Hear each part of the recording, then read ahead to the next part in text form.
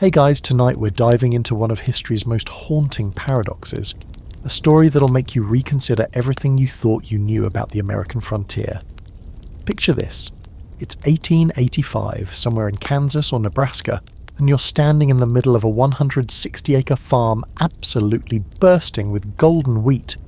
The stalks stretch toward the horizon like an ocean of grain. Your family has sweated through 3 harvests.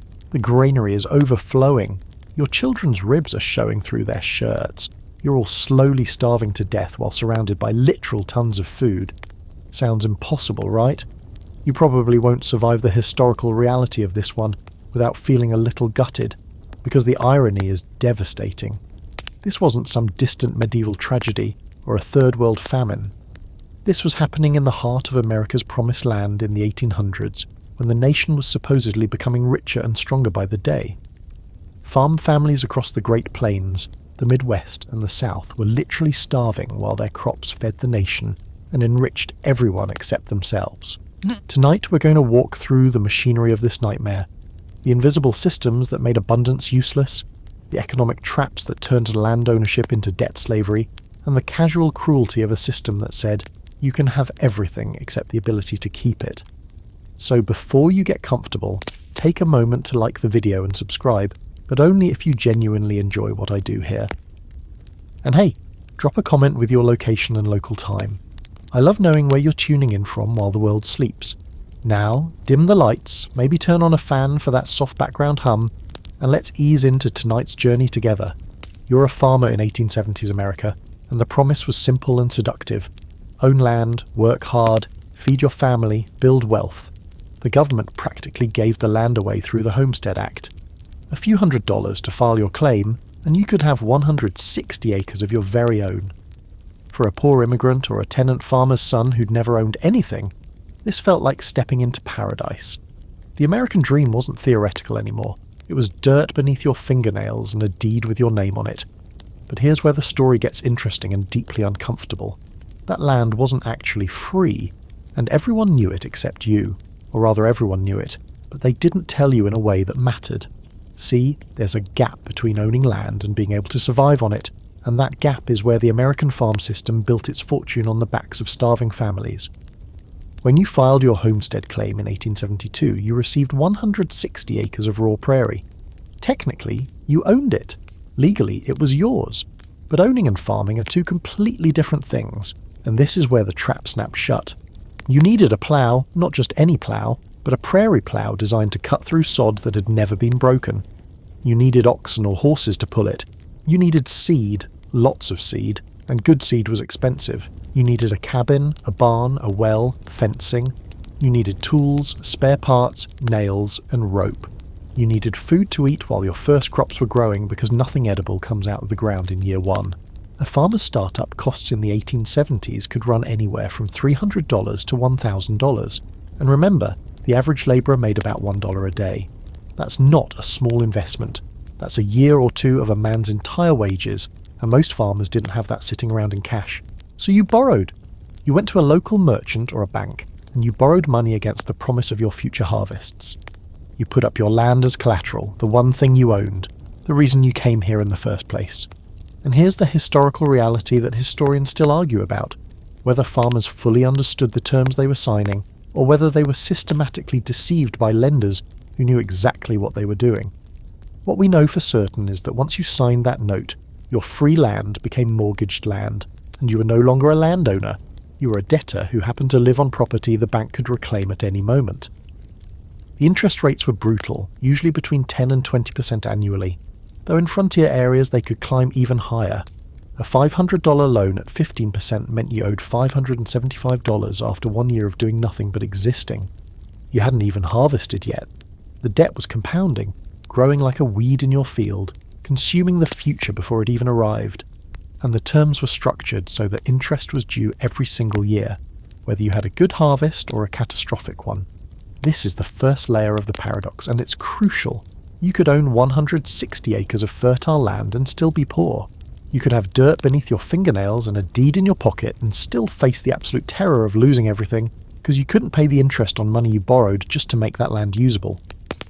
The promise of land ownership without the financial infrastructure to support it was like offering someone a Ferrari but not telling them they'd need to pay for gas, insurance, and a mechanic. Historians still debate whether this was intentional systemic oppression or just the unfortunate byproduct of frontier economics, but the practical result was identical either way. Farmers were trapped before they even planted their first seed. The land was never free. It was just deferred payment wrapped in the language of opportunity. But let's dig deeper into what that actually meant in your daily life as you settled into your new homestead in the 1880s. Because the mortgage hanging over your head wasn't the only debt you were accumulating. It was just the one that came first. You're standing on your property now, looking at raw prairie. The sod is thick and knotted with roots that haven't been disturbed in centuries. Breaking this ground requires equipment you don't own and strength you don't have. You need to hire someone, usually a contractor with the specialised equipment, to break your prairie sod. This costs money. You add it to your debt load.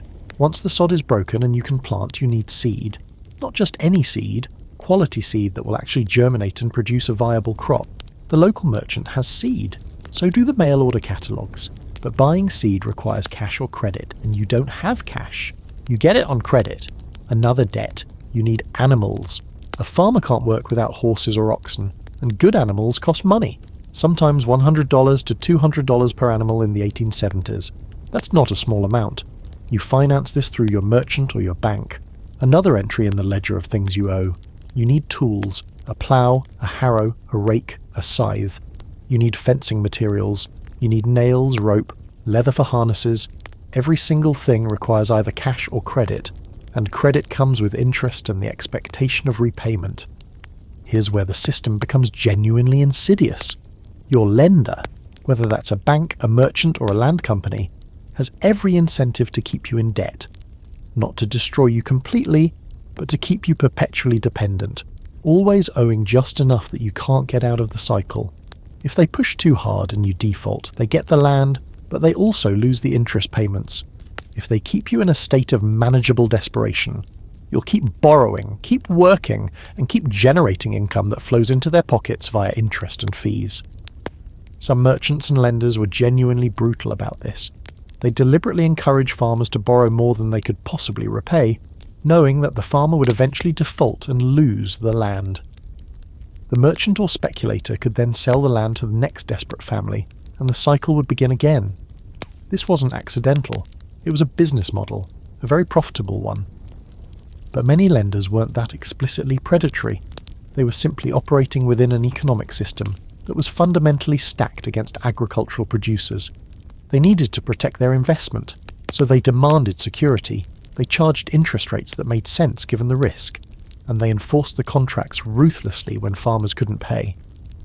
The cruel mathematics of farming in this era meant that even a moderately successful harvest might not generate enough income to pay down the principal on your debt. You'd make enough to pay the interest and the annual taxes on your land. And yes, you owed property taxes too, another invisible expense that just kept mounting, and maybe have enough left over to buy next year's seed and supplies. But you never quite got ahead. The debt hung there, year after year, a weight that never quite lifted. And if you had a bad year, and bad years were common, you'd go backward. The debt would grow. You'd need to borrow more for next year's seed, and the year after that. There were farmers who were technically landowners but practically indentured servants, working not for themselves but for the men who held the notes on their property. The legal situation was theoretically clear. The land was yours as long as you kept up the payments, but in practice there was a profound ambiguity. You owned the land, but the bank or merchant who held the mortgage owned your future. They owned the harvest before it was planted. They owned the money before it was earned. The deed might have your name on it, but you were operating on someone else's terms and everyone knew it. What's particularly fascinating and deeply unfair about this system is that the lenders were often themselves borrowing money from larger financial institutions. A local bank might borrow from a regional bank, which borrowed from a national bank. This created cascades of debt flowing upward through the financial system, and at every level someone was taking a cut via interest and fees. The farmer at the bottom was basically paying interest to feed an entire pyramid of intermediaries, none of whom did anything but move money around. There was a quirky historical detail that made this worse. The lender often controlled not just whether you could borrow, but what you were allowed to grow. If you borrowed money for wheat, you were expected to grow wheat. If you wanted to shift to corn or barley, you might need the lender's permission, and might have to refinance the entire loan at new, less favourable terms. Your crops weren't really your choice.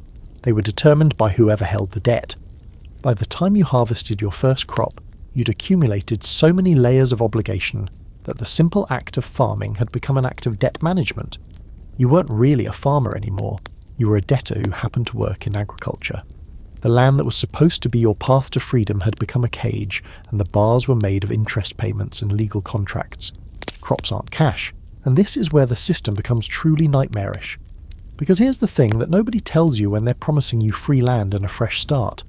Growing food and eating food are two entirely different propositions in a cash economy. You could be surrounded by grain and still be starving, because none of that grain belonged to you anymore. Let's say it's September 1878, and you're standing in front of your granary.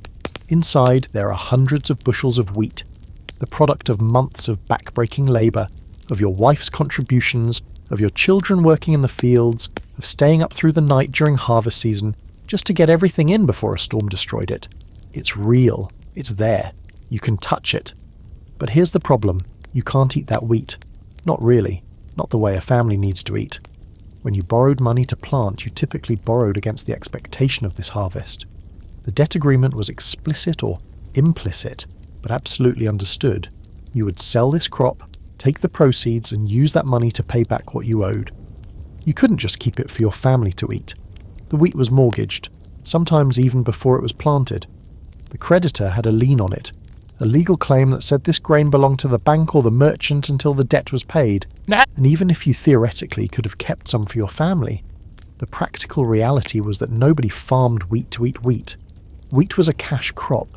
You sold it for money. You used that money to buy flour from the merchant to make bread. You bought other foods, salt pork, beans, dried fruit, from the general store. Your own crop was for sale, not for sustenance. This wasn't how farming had worked in previous centuries, in Europe or in colonial America. Traditional farming was mixed subsistence agriculture.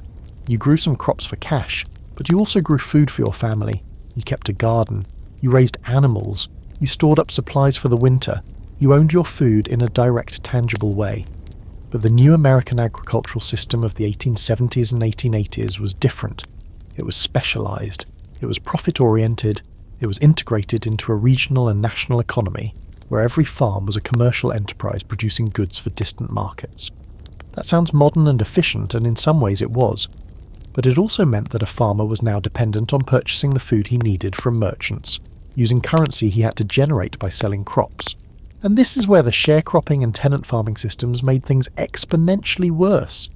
Because in those systems, you didn't even get to sell your own crop. The landlord or the plantation owner kept the crop. You got a share of the proceeds, if there were any proceeds after the landlord took his cut, and after all the advances and supplies he'd provided were deducted. Let's say you were a sharecropper in Mississippi in 1880. You worked a plantation. The owner provided the land, the seed, the tools, and sometimes the food advances you needed to survive until harvest. In exchange, you agreed to give him anywhere from half to 3/4 of the crop when it came time to harvest. You weren't selling your crop, the owner was. You were just entitled to a share of whatever money he decided to give you after he sold it. But here's the trap. The plantation owner also controlled the calculation. He sold the cotton or the wheat to merchants or brokers, sometimes at prices he negotiated, sometimes at prices he simply reported to you. He deducted the cost of seed, tools, and food supplies, often at inflated prices that he had determined. He deducted his share, and then he paid you what was left, if anything was left. Historians still argue about whether this system was intentionally designed to keep sharecroppers perpetually broke, or whether it was just an unfortunate outcome of the economic circumstances, but the results were consistent. Sharecroppers rarely had money left over after settling accounts. Sometimes they actually owed more than their share of the crop was worth. They'd go into the next year owing the landlord money, and they'd have to borrow more to plant the next crop, and the debt would grow. But even in areas where family farming was the norm, where you owned your land or rented it without the sharecropping structure, this problem of crops being cash commodities rather than food persisted. You grew wheat to sell for cash. You bought flour. The merchant who sold you the flour made a profit. The miller who ground the wheat made a profit. The railroad company that transported the wheat made a profit. But you, the person who grew the wheat, got whatever was left after all these intermediaries took their cuts. And there's another layer to this. When you went to the general store to buy food, you weren't paying cash. You were buying on credit. You ran a store account with the merchant. Every purchase was written down in a ledger. At the end of the harvest, when you sold your crop, the merchant would present you with your bill. The amount you owed for flour, salt pork, beans, kerosene, thread, nails, and everything else your family needed during the year was deducted from your crop proceeds before you saw a penny. So the system worked like this. You grew wheat, you sold wheat, the money from the wheat went immediately to paying off your store debt and your mortgage payments, and you ended up with nothing. Meanwhile, your family needed to eat in the upcoming year, so you'd buy on credit again, running up a new debt to the same merchant, which would be paid off with next year's crop, leaving you still with nothing. It's a closed loop, a cycle, a trap, and there was no way out as long as you were dependent on a single cash crop and on credit from a merchant who controlled both what you needed to buy and how much credit he would extend. The cruel irony is that a farmer could be in the midst of abundance, literally surrounded by food in the form of crops, and still not have the purchasing power to feed his family adequately. He had to wait for the crop to be harvested, sold, transported, processed, and converted into currency. And by the time that happened, by the time the money reached his hands, it was already spoken for. It belonged to creditors, to merchants, to landlords, to everyone but himself. The middleman's stranglehold. Now we're getting into the real machinery of how abundance became scarcity, how productivity became poverty. Because even if the farmer successfully grew a crop and didn't have it mortgaged away through sharecropping or tenancy, he still had to deal with the people who stood between him and the market. And those people, the grain elevator operators, the merchant buyers, the railroad companies, had all the power. Let's say it's harvest time, and you've finally gotten all your wheat into the granary. It's 1875 and you're somewhere in Kansas or Nebraska. You have maybe 400 bushels of wheat, a solid harvest, the kind of yield that represents real money. The global wheat market price is $1.20 per bushel, so in theory, your wheat is worth about $480. That's not nothing. That could pay your debts, buy supplies, maybe even leave you with a little cushion for the lean months ahead. But you can't access that global market price. You're a farmer in rural Kansas. You don't have direct access to the Chicago grain exchanges or the New York commodity markets. You can't just load your wheat onto a ship. You need an intermediary. You need someone to buy your wheat and sell it for you. And that someone almost always has you over a barrel. The local grain elevator operator is your most likely buyer. He's built an elevator near the railroad tracks. That's the whole point. Farmers bring their grain to him, he stores it, tests it, grades it, and buys it from them. Then he combines it with grain from other farmers, accumulates large quantities, and sells it in bulk to larger grain companies or to mills. The volume gives him negotiating power on the commodity exchanges that an individual farmer could never have. So in theory, this should work well for everyone. The farmer gets access to the market he couldn't reach otherwise. The elevator operator makes a profit from handling and selling the grain. Everybody wins. But in practice, the power is massively asymmetrical. The elevator operator knows what the market price is. The farmer might have vague ideas based on old newspapers or rumours, but he doesn't know for certain. The elevator operator tells him what he's willing to pay, and it's always less than the market price. How much less? Well, that depends on how much leverage the farmer has, which is to say, none. The farmer has a few options. He can sell to this elevator operator, or he can try to haul his grain to the next town and try to find a different buyer, but that requires hiring a wagon, buying feed for the animals, paying for lodging, all of which eats into his profit.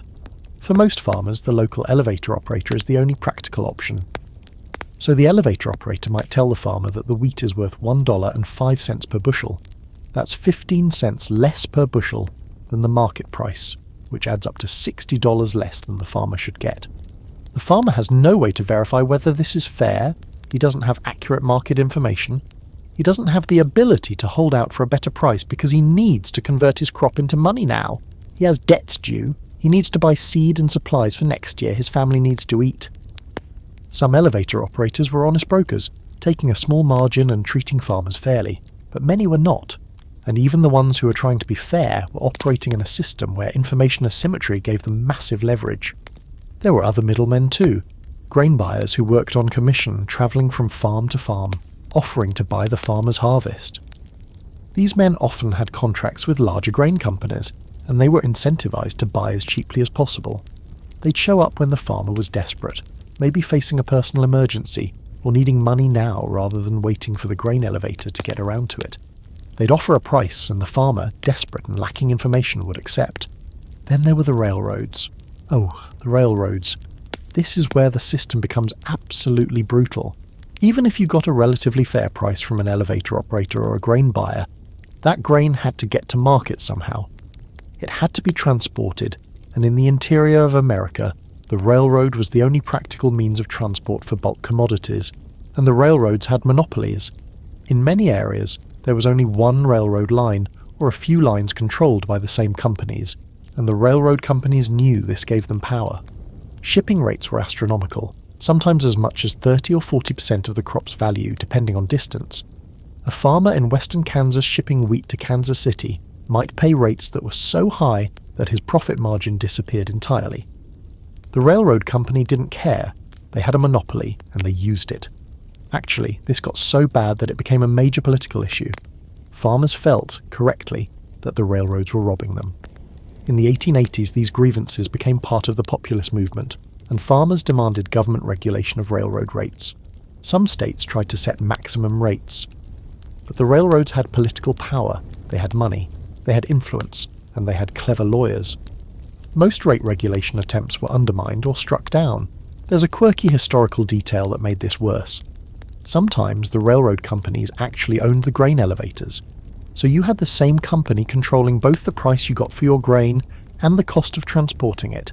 They could squeeze you from both sides. They'd pay you a low price for the grain, then charge you a high rate to transport it, and there was nothing you could do about it. And even if it wasn't the same company, the grain elevator operator had an incentive to minimize the farmer's profit, because every dollar the farmer didn't get was a dollar that didn't have to compete with the elevator operator's own profits. They were in competition with the farmer, not partnership with him, even though the farmer was dependent on the elevator operator to access the market. The truly terrible thing about all of this is that it was perfectly legal. These weren't criminals. They weren't stealing, not technically. They were operating within the legal system, negotiating transactions at arm's length, offering prices that farmers voluntarily accepted. But the voluntary nature of the acceptance was illusory. What choice did the farmer really have? Historians still debate whether the middlemen of the 1870s and 1880s were primarily exploitative, or whether they were just capturing the value that the market gave them, and maybe the real problem was structural inequality rather than individual moral failures. But to the farmer, standing there with a wagon full of grain and no alternative buyer, the distinction didn't matter. The money was leaving his hands, moving into the hands of people who didn't grow anything, and he was getting poorer. Debt peonage and store credit. The cycle that never ends. This is where we get into the most psychologically damaging part of the whole system, because this wasn't just about economics anymore. This was about the slow erosion of hope, the way a farmer could work harder and harder year after year and still end up further behind.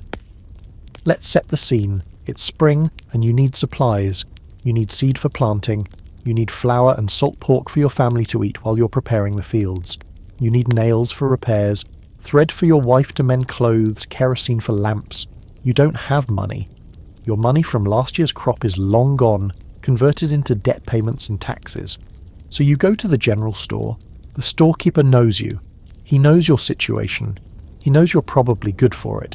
You'll have money when you harvest in the fall. So he extends credit. He writes down in his ledger, March 15th, flour £50, $5, seed wheat 2 bushels, $4, nails £10, 75 cents, and so on. Every purchase is recorded. The debt accumulates. By May you might owe him $50. By July, $75. By September, before the harvest is even in, you might owe $100 or more.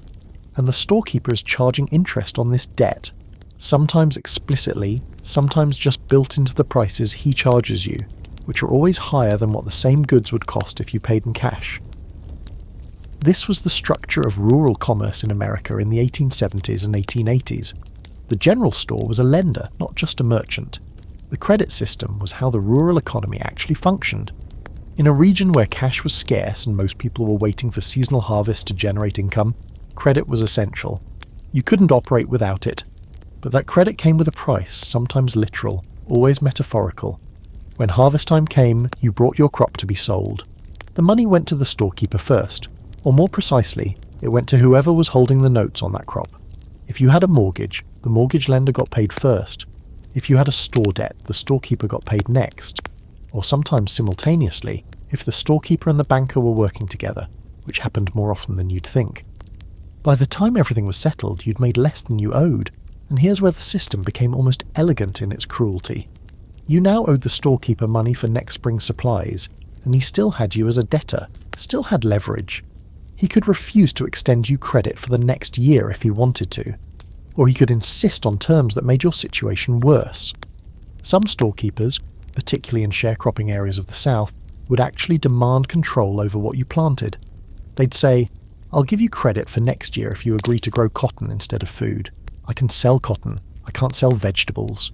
So the sharecropper would be forced to plant cotton, the entire crop, nothing else. The storekeeper knew that sharecroppers who grew only cotton would need to buy all their food from his store, which meant they'd run up large debts, which meant they'd have less money at the end of the year, which meant they'd be even more dependent on credit next year. This system was sometimes called debt peonage, or debt slavery, and those terms aren't metaphorical. A person could be technically free, not enslaved in the legal sense, but so bound by debt obligations that they had no practical freedom. They couldn't leave because they owed money. They couldn't change crops because their creditor wouldn't allow it. They couldn't improve their situation because every attempt to earn more money just meant they fell deeper into debt. And it was generational. A man who'd been caught in this system his whole life would pass the debt to his son. The farm would be worked by the same family, but the family would never actually own it. The debt would persist. The situation would worsen. There was a particularly insidious version of this called furnish in the cotton-growing South. A landowner, often an old slaveholding family that had lost their slaves after the Civil War, would offer formerly enslaved people or poor whites the opportunity to sharecrop on his land. He'd provide a furnish, an advance of supplies and money to last through the growing season. In theory, this was interest-bearing credit. In practice, it was a trap. The furnish was usually calculated to be just barely enough to survive on.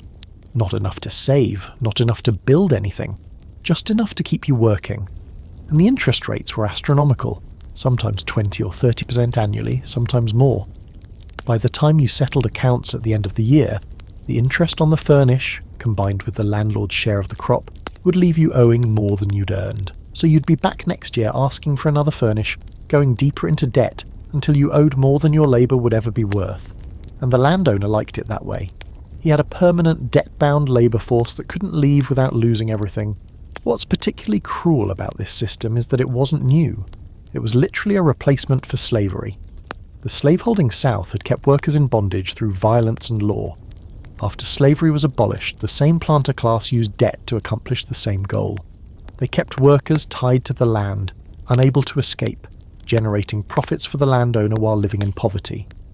Historians still argue about whether the white poor, the tenant farmers and sharecroppers in border states and mountain areas, had it worse than the formerly enslaved people who were caught in the same systems. But the practical reality is that both groups were trapped, both were impoverished, and both were being systematically extracted from by a system designed to generate wealth for people who didn't do the physical labour. The psychological damage of debt peonage shouldn't be understated. To work from dawn to dusk every day, and still end up poorer at year's end than you started. To see that your labour, your effort, your sacrifice, is making someone else rich while your family goes hungry.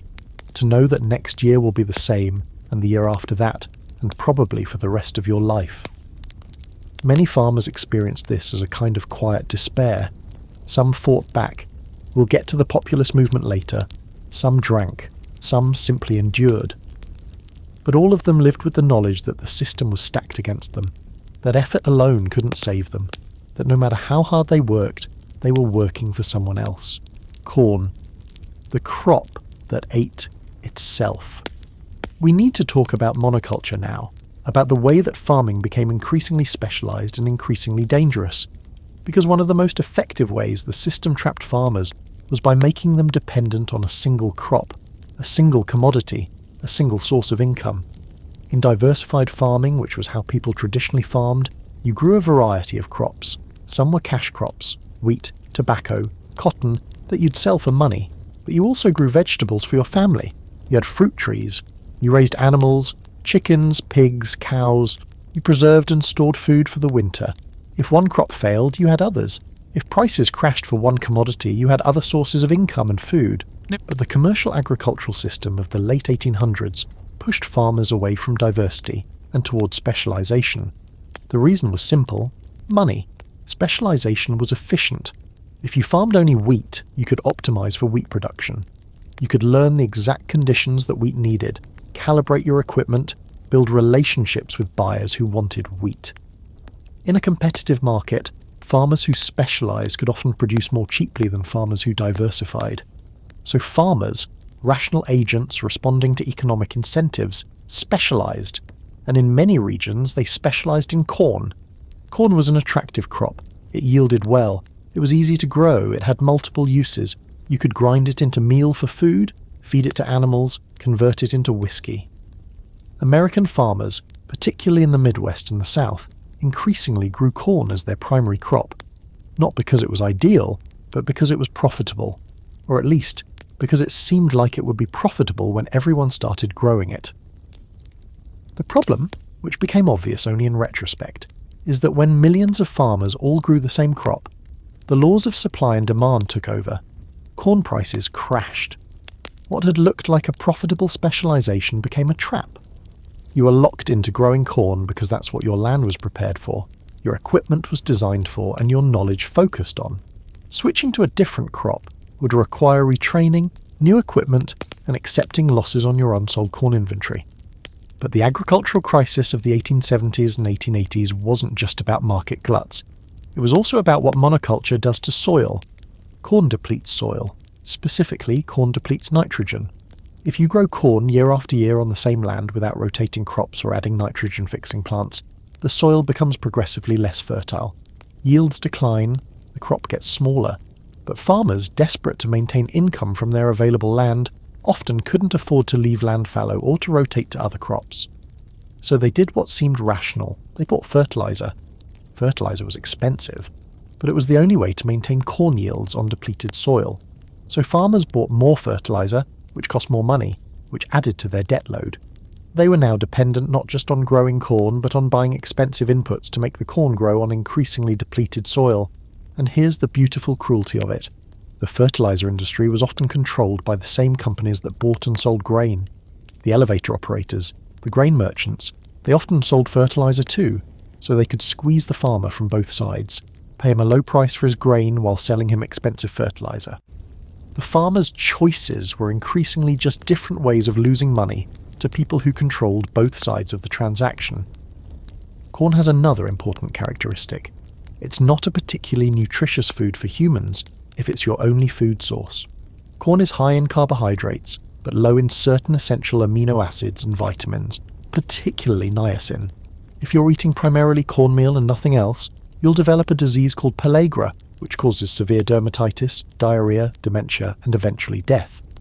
This is particularly relevant because many poor farmers and sharecroppers in the South, who'd been forced to specialize in cotton, were also eating primarily corn, cornmeal, corn bread, whatever corn-based products they could afford, and many of them developed pellagra. Mothers would notice their children's skin breaking out in a specific pattern on the arms and face. They'd complain of diarrhea. The children would become irritable and confused, and the doctors, the few they had access to, didn't know what was causing it. It wasn't until the 1910s that a researcher named Joseph Goldberger figured out that pellagra was caused by a nutritional deficiency. But during the 1870s and 1880s and 1890s, it was mysterious and terrifying. People were getting sick, seemingly for no reason, and the sickness was untreatable. What we now understand in retrospect is that these people were malnourished. They were eating enough calories, corn provided plenty of calories, but they weren't eating a diverse enough diet to get all the nutrients they needed. They needed meat, dairy, vegetables, fruits. They needed a diet like the traditional diversified farm could provide. But the commercial agricultural system, the monoculture system, was preventing them from producing that food for themselves. The irony is almost too bitter to contemplate. A farmer could be growing food all day long and still be malnourished. He could be working in a cornfield surrounded by calories, and his body could be slowly shutting down from the lack of essential nutrients. There's a quirky historical detail that made this worse in some regions. Farmers who grew corn for cash but couldn't afford to buy corn products, so they went hungry. Prices for cornmeal and corn flour weren't necessarily lower for corn-growing farmers. In fact, they might be higher because the merchant knew the farmer had no alternative. So the farmer would grow corn, sell the corn for insufficient money to pay his debts, and then couldn't afford to buy corn products to feed his family. He'd end up trying to survive on whatever foraged or preserved foods he could supplement with, or on a bare subsistence diet that left him perpetually hungry. Historians still debate whether the health crisis of the farming poor in the late 1800s was primarily caused by monoculture agriculture, by poverty making diverse food inaccessible, by the lack of food safety and food knowledge, or by some combination of all of these. But the practical result was the same. Farmers were sick, their families were malnourished, and the system that was supposed to make them prosperous was slowly killing them. Wheat gluts and penny prices. Let's talk about what happens when success becomes catastrophe. Because the story of the late 19th century American farm is partly a story of too much productivity. Remember, in the early part of the 1870s, farming looked promising. The Homestead Act was opening up new lands.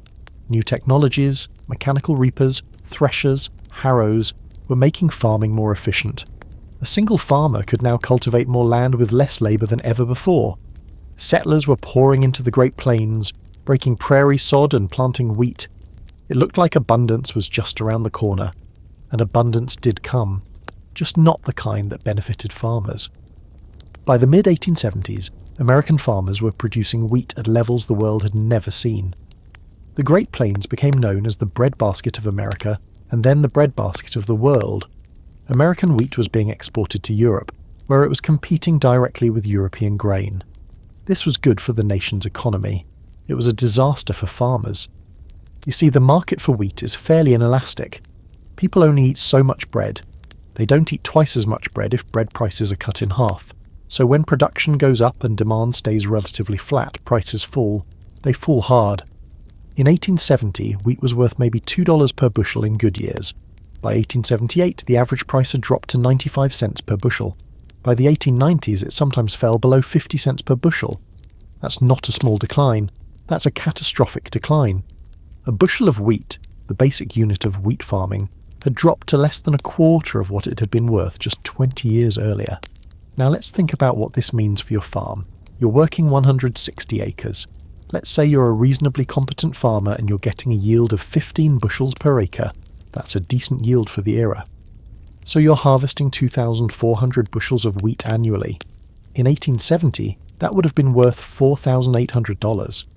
By 1880, it's worth about $2,280. By 1890, it might be worth less than $1,200. But remember, you have a mortgage.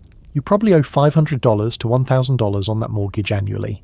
With interest, you have store debts, you have property taxes, you have equipment that needs replacement, and now your income has been cut by half, then cut again. The only rational response from the farmer's perspective is to grow more. If the price per bushel has dropped, then you need to produce more bushels to make the same income. So you plant more intensively, you reduce fallow land, you maybe bring marginal land into cultivation, and millions of farmers, all facing the same situation, all make the same rational decision. But when millions of farmers all grow more wheat, production increases even further. And when production increases, prices fall further.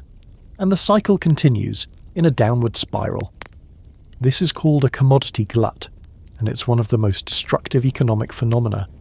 From the individual farmer's perspective, he has no control over it. He can't influence the price of wheat. He can't influence how much other farmers plant. He can't coordinate with other farmers to reduce production. Anti-competitive agreements were illegal anyway. He's just trying to survive, trying to keep his family fed, trying to pay his debts, so he plants more wheat. And one of the cruel ironies of this situation is that the hard work that makes a farmer successful in normal times makes him a loser in times of overproduction. A particularly skilled farmer who has good yields and good work ethic is actually worse off than a mediocre farmer during a commodity glut, because he produces more at a time when more production is exactly what's destroying prices. There was actually a particular variation of this in different regions. In the wheat-growing north and west, farmers faced competition from their peers. But in the cotton-growing south, the situation was even worse because southern cotton was competing not just with other American cotton, but with cotton grown in other countries, Egypt, India, Brazil. When American slavery ended and the South had to rebuild its cotton industry using free labour, it was competing against cotton production systems around the world, many of which had even lower labour costs than the impoverished southern sharecroppers.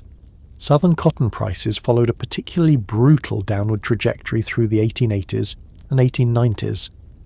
And because the southern agricultural system was even more specialised than the Midwestern wheat system, even more completely dependent on a single crop and a single market, the collapse was even more devastating. There's a quirky historical detail about wheat prices that's particularly telling. As prices fell, farmers actually became more dependent on credit and advances from merchants, because they needed more credit to bridge the gap between their falling income and their fixed expenses. The merchant would advance money to plant more acres, betting that the higher volume would compensate for lower prices. Sometimes it worked, for the merchant. Often it left the farmer even deeper in debt. And here's where the system becomes genuinely perverse. The people who benefited from low wheat prices were not the consumers who bought the bread. Bread prices didn't fall as much as wheat prices fell. The middlemen, the millers, the grain merchants, the railroad companies, all benefited from the difference between low farmer prices and relatively stable consumer prices.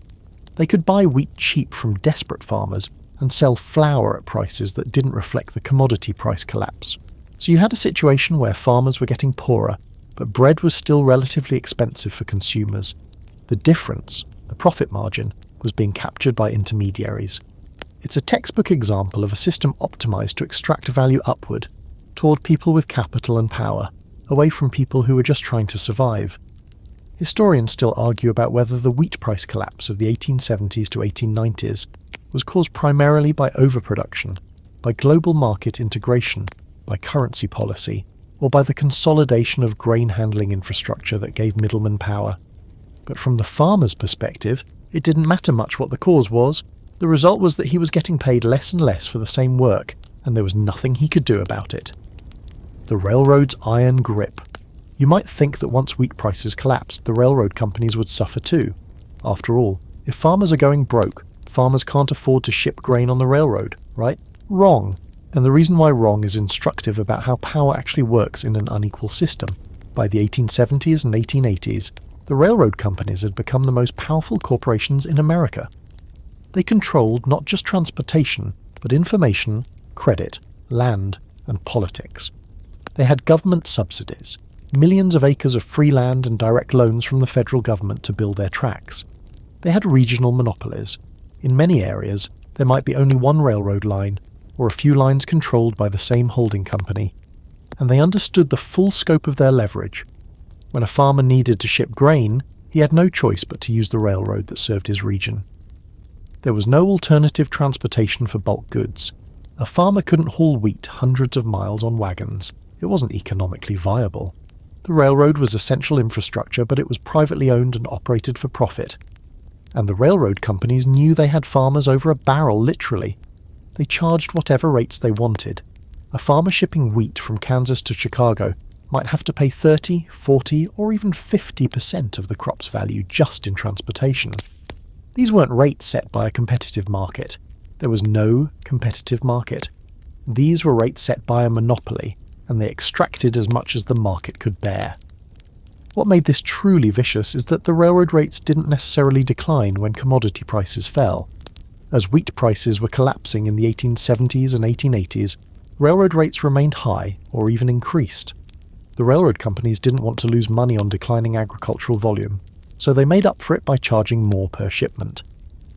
The farmer's income was being squeezed from two directions: commodity prices falling and transportation costs increasing. There's a particularly evil aspect to railroad economics that's worth understanding. The railroad companies often owned or controlled grain elevators, so they could buy grain from farmers at low prices, store it in their elevators, transport it on their railroad lines, and collect both the grain merchant profit and the transportation profit. And they could manipulate the system to extract maximum value. For example, The railroad might deliberately keep transportation rates low in the fall during harvest season, when farmers had grain to ship. Farmers would get used to these rates. Then the railroad would raise rates in the off-season, when farmers might have emergency shipments or need to ship livestock or seeds. Or the railroad might offer special rates to large elevator companies, their allies, while charging higher rates to individual farmers or competing elevator operators. They could and did use rate manipulation to consolidate power in the hands of their allies. And if a farmer complained or tried to organise with other farmers to challenge the rates, the railroad company had the power to punish him. They could raise his rates. They could refuse to ship his grain. Actually, railroads sometimes did this to farmers they saw as troublemakers. They could preferentially route competing grain from other regions through the farmer's territory, undercutting local prices. They had power, and they knew how to use it. The railroad companies also controlled a lot of land. When the government subsidized railroad construction with land grants, the railroads received literally millions of acres.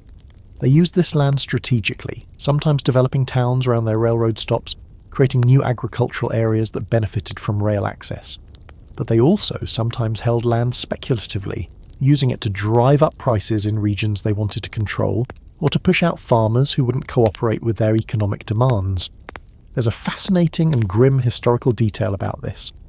The railroad companies sometimes deliberately set rates and policies designed to drive family farmers off the land and consolidate agriculture into larger, more predictable, and more controllable operations. They preferred dealing with a large corporation that moved tons of grain every day to dealing with thousands of small farmers, each shipping small quantities. Consolidation was more efficient for them, so they'd charge rates that small farmers couldn't survive, while offering special rates to larger operations. Over time, this had the effect of consolidating agriculture, which benefited the railroads' efficiency and profits. And the railroads had political power too. They employed lobbyists, they made campaign contributions, they employed judges and government officials.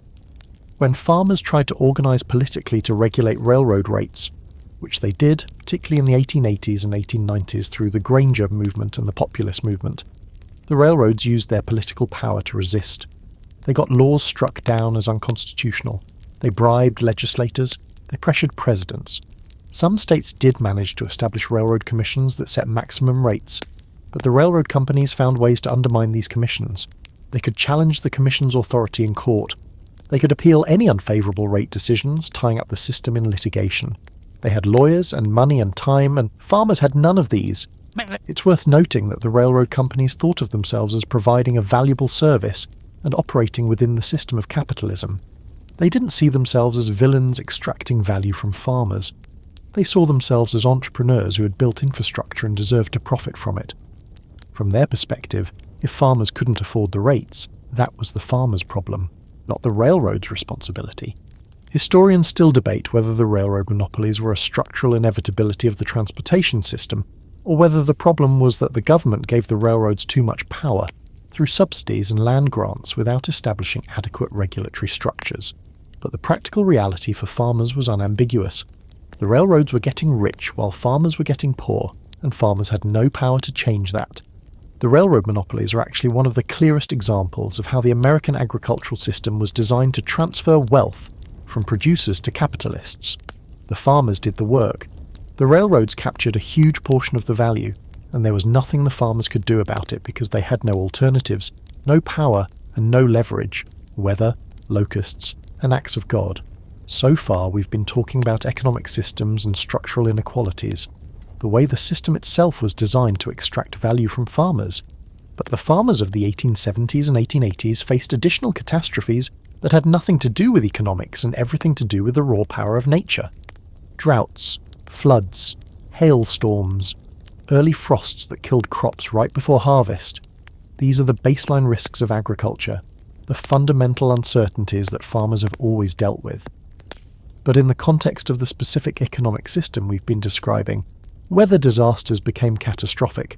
Let's say you're a wheat farmer in Kansas, and it's 1874. You've mortgaged your land to pay for equipment and seed. You've invested in breaking the prairie sod. You've bought credit from the local merchant for the supplies you'll need until harvest. You've planted your wheat in carefully timed rows, and it's growing beautifully. The stalks are tall and golden. Harvest is 3 weeks away. Then the locusts come. The Rocky Mountain locust, now extinct actually, which is interesting, was a devastating agricultural pest. In certain years, particularly in the 1870s, the locusts would emerge from the mountains in such enormous swarms that the sun would darken. They would descend on crops and eat everything, every leaf, every grain, every bit of vegetation. A locust swarm could destroy months of work in days or even hours. In 1874, a massive locust outbreak hit the Great Plains. In some areas, the locusts destroyed crops completely. Farmers who had planted wheat expecting a harvest found bare, stripped stalks. No crop, no income, but the debts remained. The mortgage was still due. The merchant still expected payment. What do? You have no collateral for new loans. No one will lend you money because you have nothing to repay it with. You can't pay your debts. You default. The bank forecloses. You lose your land. Some farmers, when faced with this scenario, simply abandoned their homesteads. They walked away. They moved on, leaving behind the free land that had cost them everything. The government, which had given them the land, showed zero sympathy. Losing your homestead to foreclosure meant you had failed. That was your fault. Droughts were another constant threat. The Great Plains receives less rainfall than areas farther east, and in certain years the rains simply didn't come. Crops withered, animals died of thirst, wells ran dry. Entire regions could experience a drought that lasted multiple years, where the precipitation was so low that nothing would grow. The Dust Bowl of the 1930s is famous now, but the Great Plains experienced devastating droughts in the 1880s and 1890s as well. The drought of the late 1880s in particular was catastrophic. It drove many farmers into absolute destitution. And because the agricultural system was more specialised by then, with farmers depending entirely on cash crops, there was no fallback. No reserves of stored food, no animals to sustain the family, just bare, dry land and empty bellies. Some regions experienced locust plagues multiple years in a row. The insects would eat the crop, the farmer would rebuild, and the next year the locusts would return. By the third or fourth year, farmers had nothing left. No equipment that hadn't been sold to pay debts, no reserves, no animals, no hope. The political response to these disasters is historically interesting. In some cases, the federal government and state governments did provide relief. After the locust plague of 1874, the government provided some seed and supplies to affected farmers. During the droughts of the 1880s, some states tried to organise relief efforts, but the ideology of the time was strongly laissez-faire. The government's job was not to help people when they failed. If a farmer couldn't survive a drought or a locust plague, that was unfortunate, but it wasn't the government's responsibility. There was a widespread belief that government assistance would weaken moral character, that people needed to learn to be self-reliant, that helping them would create dependency. This ideology was particularly cruel because these were disasters, genuine acts of God, that were entirely beyond the farmer's control. A man could be an excellent farmer, could be intelligent and hard-working, could have made all the right decisions, and a drought could still destroy him. But the ideology said that this was his failure, his responsibility, his moral weakness. He should have planned better. He should have saved more. He should have had more reserves. Of course, this was impossible advice for people already trapped in debt cycles and subsistence living. But it was the advice offered by newspapers, politicians, and the educated classes. And it meant that when disaster struck, farmers had no safety net. They had no government relief. They had no insurance system. Crop insurance didn't really exist in any systematic way until the 1930s. There's a quirky historical detail that makes this worse. Some farmers, desperate after weather disasters, took out additional loans from loan sharks and speculators at absolutely ruinous interest rates. We're talking 30, 40, 50% annual interest. These were legal loans, contracts signed by farmers who were so desperate they were willing to accept any terms. And these loans created additional debts that could never actually be repaid, that would compound for generations. Historians still argue about whether the Great Plains were ever really suitable for agricultural settlement at the population density and farming practices that the Homestead Act encouraged. Some argue that the region's climate made mass agricultural settlement impossible to sustain without modern irrigation or other technologies. Others argue that the farming practices, monoculture, inadequate crop rotation, overgrazing, exacerbated the environmental stress. But regardless of the cause, the practical reality was that farmers faced environmental challenges they couldn't control. financial systems that couldn't accommodate disaster, and an ideology that blamed them for their failures. The combination was lethal. Weather plus debt plus commodity market collapse plus lack of alternatives. This was the equation that destroyed farming families. Children's hunger in the granary. We need to pause for a moment and really sit with the emotional reality of what we've been describing. Because we've been talking about economic systems and market mechanisms, but we need to remember that these systems operated on real people, real children, real mothers, real families living in real hunger. Picture a farmhouse in Nebraska, 1880. Outside, in the granary beside the barn, there are hundreds of bushels of wheat. It's real. It's there. The family owns it. Or, more accurately, the bank owns it. But it's stored on the family's property. The wheat represents months of labour. It represents the year's income, the money that's supposed to pay the debts, buy supplies, keep the family alive. Inside the house, a 7-year-old girl is hungry, genuinely hungry. Not missing a meal, genuinely belly-aching hungry. Her mother is trying to stretch flour that was purchased on credit 6 months ago. The supplies are nearly gone. The family is trying to eke out calories until the wheat is sold and money comes in. The girl can see the grain elevators through the window. She probably doesn't understand the economics. She doesn't understand mortgages or commodity markets or transportation costs. She just understands that there's food outside and she's hungry. Why can't she eat the wheat? The answer is that the wheat belongs to the creditors, and the family would be breaking the law if they took it. The wheat is mortgaged. It's collateral. If the family ate it, they'd be consuming grain that was pledged to pay the bank. If they couldn't replace it before the bank came to collect, they'd lose everything. So children went hungry in granaries full of grain. This is not metaphorical. This happened. Journals from the period describe mothers rationing food, making flour last, stretching beans and salt pork with water to make them seem like more food than they were. Children were hungry. Sometimes they starved. The cruelty of this is almost too bitter to articulate. A family was literally prohibited from eating food they had grown that was on their own property, because doing so would violate financial obligations. The legal system, property law, contract law, debt law, prioritised the creditor's claim over the family's survival. The law said, you must starve before you break your debt. And this wasn't unique to wheat farming. In cotton-growing regions, sharecropping families would be prohibited from eating cotton. Not that they would have wanted to, but the principle was the same. The crop belonged to the landlord. The family's share of the proceeds was the family's only income. And the family's share of the proceeds was usually insufficient to buy adequate food. There's a deeply disturbing historical detail about nutrition and childhood development during this period. Malnutrition in childhood has permanent effects. Children who didn't get enough calories or protein in their early years would be permanently stunted, shorter, lighter, with reduced cognitive capacity. Their brains didn't develop properly. Their growth was delayed. Farmers' children in this era were systematically smaller and less developed than children from wealthier families. This wasn't natural variation. This was the result of poverty and malnutrition, the direct consequence of economic systems that prioritized debt repayment over human survival. And the tragedy is that the work these children did contributed to the problem. Children on farms were part of the labour force. They worked in fields, they did household chores, they contributed to the production of wealth. But that wealth flowed upward, toward creditors and merchants and middlemen, while the children who generated it went hungry. Some families would try to forage additional food, gathering wild plants, hunting small animals, fishing in nearby streams.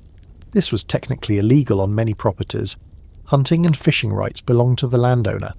But hungry families did it anyway, and sometimes got caught and faced legal consequences for trying to feed themselves. Food that could have been homegrown, vegetables, eggs from chickens, milk from cows, was often impossible for subsistence farmers to maintain. If you were spending all your resources on mortgage and debt payments, you couldn't afford to keep animals for sustenance. You couldn't afford to maintain a vegetable garden because that land should be growing wheat or cotton or corn for sale. The economic system pushed toward total specialization, and specialization meant that everything had to be purchased with money, and money was scarce. There's a particularly grim historical detail. Women and girls would sometimes skip meals entirely so that men and boys could eat.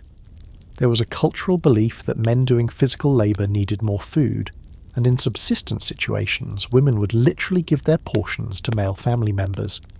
The historical record shows that malnutrition in farm families hit hardest on women and the youngest children, the people with the least power in the household. Mothers faced impossible choices. Do you trade food for medicine when your child is sick? Do you buy slightly more nutritious food at higher prices when every penny counts? Do you encourage your children to work more in the fields when they should be resting, hoping to increase yield enough to afford more food? These weren't theoretical dilemmas.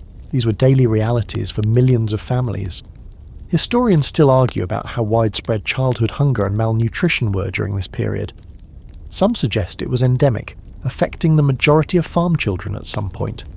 Others argue that most families managed to avoid actual starvation through a combination of strategies: savings, community help, emergency loans, gardening, hunting. But the evidence suggests that periods of acute food insecurity were common, that many children experienced hunger, and that malnutrition was a major cause of illness and death. The most heartbreaking detail is this: many farm families experienced their absolute worst hunger right before harvest, when the previous year's stores were exhausted and the new crop hadn't come in yet. This is called the hungry gap, and we'll talk more about it later, but the point here is that hunger wasn't constant, it came in waves. There would be relative abundance for a few months after harvest, and then as winter and spring wore on, food would become scarcer and scarcer. By May and June, before the harvest, some families would be near starvation, and then the harvest would come, and the food would be taken away to pay debts, and the family would face another year of the same cycle. Gender and farm labour. Let's talk about women for a moment, because their experience was distinctive, and, in many ways, even more constrained than men's. The farm economy of the 1870s and 1880s was masculine in its structure and its ideology, but it absolutely depended on women's labour, and that dependence on labour, combined with complete exclusion from economic power, created a particular kind of trap. Farm work was categorised into inside work and outside work. Outside work, ploughing fields, bringing in crops, managing animals in the fields, was considered men's work. Inside work, cooking, cleaning, caring for children, maintaining the household, processing and preserving food, was women's work. And both categories required constant, exhausting labour. A farm wife would wake before dawn and work until long after dark. She'd prepare breakfast for the family and farmhands. She'd do laundry, by hand, which was an enormously labour-intensive process involving heating water, scrubbing clothes on washboards, wringing them out and hanging them to dry. She'd care for children while also doing much of the agricultural work, tending gardens, milking cows, feeding chickens, collecting eggs. During harvest season, when the work intensified, farm women would leave their household tasks and go to the fields to help bring in the crop. They'd work alongside men, doing the same physical labour for the same number of hours, often without additional compensation. And then, when the crop was sold and money came in, the woman had no say in how that money was spent. The husband, the legal head of the household, controlled all property and finances. The wife's labour was legally considered part of her marital obligation. She had no right to wages, no right to own property in most states, no right to control money. This created situations where a woman's essential labour, without which the farm would literally fail, generated value that she had no power over. She couldn't even leave if she wanted to, because she had no financial resources. If she tried to leave, she could be pursued legally and forced to return. This is called restitution, and was actually enforceable in many states. Some farm wives managed to exercise influence over household spending through various informal channels. They might persuade their husbands to buy certain supplies or invest in certain equipment. They might manage household accounts and have de facto control over day-to-day spending, but they had no legal claim to property and no independent economic power. The implications of this for family survival during hardship were profound. If a family was facing starvation and the husband wanted to invest money in equipment or debt repayment instead of buying food, the wife had no legal basis to prevent it. If the wife believed the family should reduce consumption to preserve savings and the husband disagreed, he got to decide. In some cases documented in historical records, this resulted in real tragedies. A husband might decide to speculate with family resources or make a bad loan, or invest in something that failed. The family suffered the consequences. The wife had no power to protect her children from the consequences of her husband's financial mistakes. There's a fascinating historical detail about this that's quite striking. In some regions, particularly in widowed or single-parent households, women who had to manage farms themselves sometimes achieved surprising economic success. This suggests that the problem wasn't women's capability or intelligence, but rather the legal and social structures that prevented women from fully exercising power within the system. On sharecropping farms in the South, the situation was even more complicated because race was layered on top of gender. Formerly enslaved women faced not just gender discrimination, but racial discrimination. They might work in fields, do household work, bear children, and have absolutely no control over their labour or their family's survival. And the power dynamics within families could be shaped by the fact that white men had legal power over their families, while black families, though legally free, operated within a system designed to keep them subordinated and impoverished. There's a darker aspect to this as well, the sexual vulnerability of farm women, particularly in sharecropping regions. Poor women, particularly women of colour, had little protection from sexual assault. Landowners or employers had power over their survival. Economic desperation made women vulnerable to coercion and exploitation. Some women were forced into sexual relationships in exchange for survival, for protection of their children, for not being evicted. This is documented, though historical records tend to be euphemistic about it. Historians still debate how much of the agricultural crisis's impact on women came from the economic system specifically, and how much came from broader gender discrimination and the legal structures of marriage and property. But the practical reality is that women carried enormous workloads, generated enormous value, had no security, and had no power to protect themselves or their families if the system failed. The stress on women shows up in various ways in historical accounts. Women's journals describe exhaustion, illness, depression, and a sense of hopelessness. Women had higher rates of certain illnesses and shorter life expectancies than women in non-farm populations of the same era. Some of this was due to the physical dangers of pregnancy and childbirth on frontier farms, where medical care was absent and conditions were unhygienic. But some of it was also due to the stress, the constant work, the powerlessness. One of the particularly cruel aspects of the system is that as farms faced economic crisis, the work fell disproportionately on women. If money was scarce, women were expected to stretch food further, make clothing and supplies last longer, do more with less. If the farm was failing, women were expected to work harder to compensate, and through it all, they had no voice in economic decisions and no control over resources, the Homestead Act's cruel promise. Let's go back to the beginning, to the idea that started all of this. The Homestead Act of 1862 was one of the most audacious and transformative pieces of legislation in American history. The promise was simple and seductive.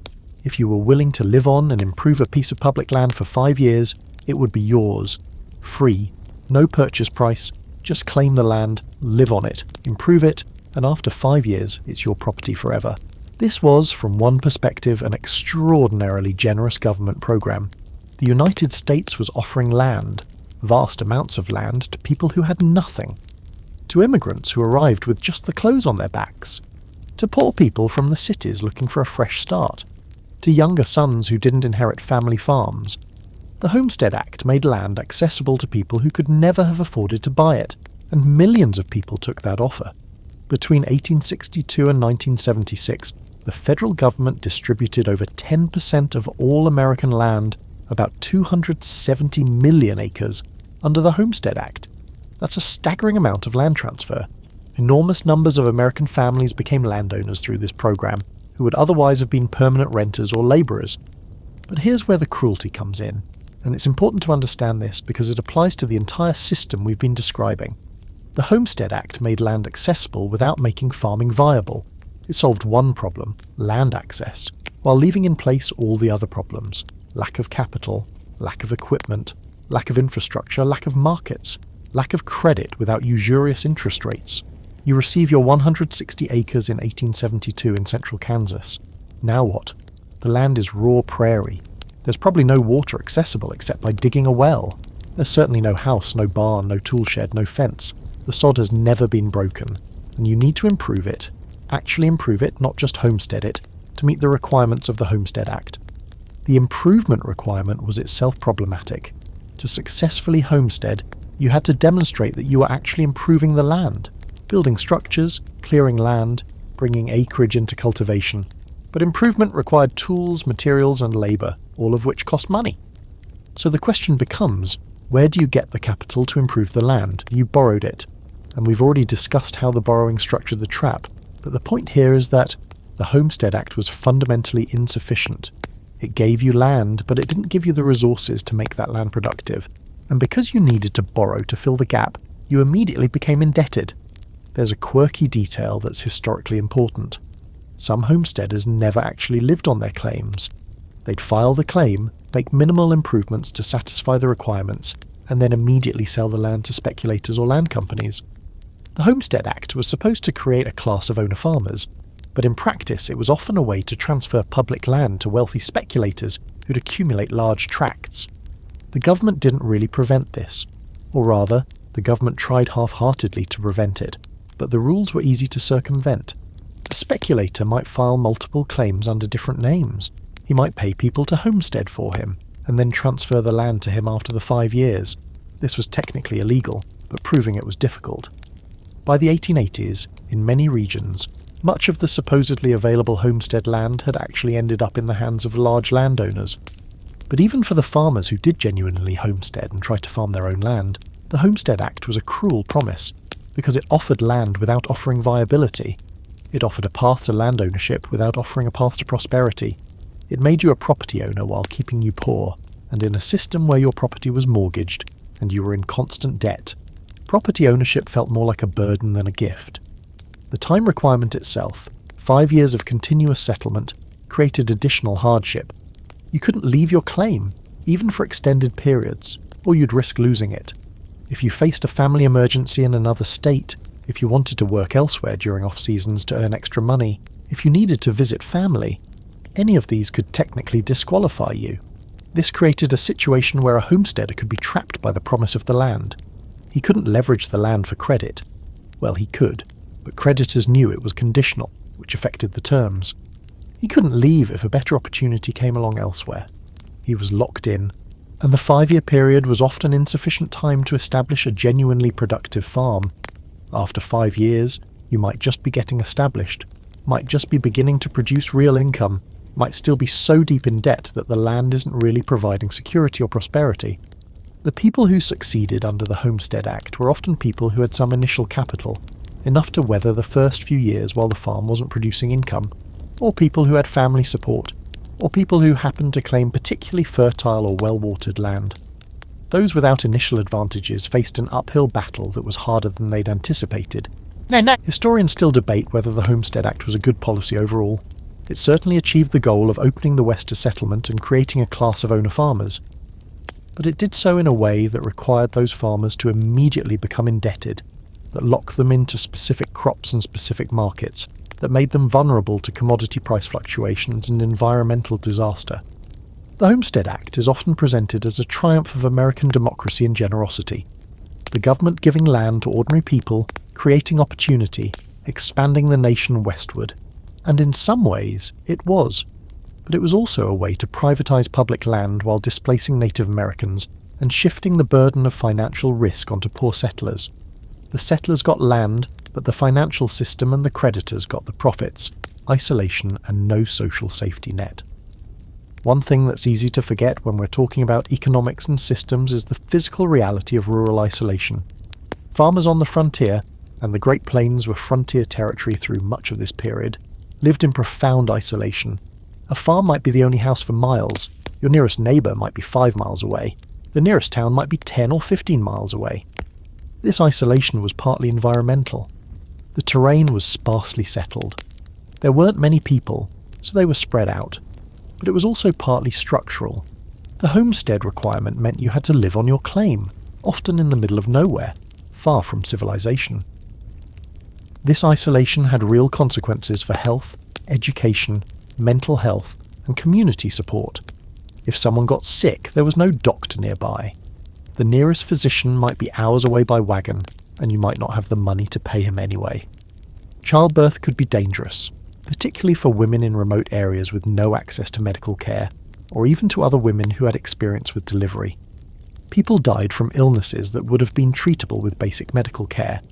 Infections that could have been managed in towns became septic. Children died from diseases that seem routine now, but were terrifying then. Diarrheal illnesses, respiratory infections, fevers of unknown origin. The isolation meant there was no public health infrastructure, no one to test the water well for contamination, no sanitation standards, no quarantine systems if contagious disease broke out. An outbreak of typhoid or dysentery in one household could spread to neighbouring farms, and no one would be able to stop it. Education was also nearly impossible. There were few schools in frontier regions. A child might walk 5 or 10 miles to a one-room schoolhouse where a single teacher taught all grades. And because farm work was essential, children often missed school during planting and harvest seasons, or didn't attend at all if they were needed for farm labour. Many farm children in this era received almost no formal education. There were no social safety nets. If you got sick and couldn't work, there was no unemployment insurance, no disability payment, no public assistance. You either had family who could help, or you fell into destitution. If you were elderly and couldn't work, your children were responsible for supporting you. If they couldn't or wouldn't, you faced poverty. This is where community ties and family ties became essential for survival. In less isolated areas, there was often informal community support. Neighbours helping with barn raising, sharing equipment, lending money, providing help during illness or emergency. But this worked best in established communities where people knew each other and had reciprocal relationships. On the frontier, particularly in regions that were being newly settled, community ties were weak. People were strangers to each other. The norms and reciprocal obligations that held together older communities hadn't developed yet. You were on your own, in a way that was historically unusual. This isolation also meant there was very little access to information. News moved slowly. A farmer might not know what wheat prices were in Chicago until weeks after the market had moved. He wouldn't know about weather patterns elsewhere, about new farming techniques, about credit alternatives. He was dependent on whatever information the local merchant or banker chose to provide.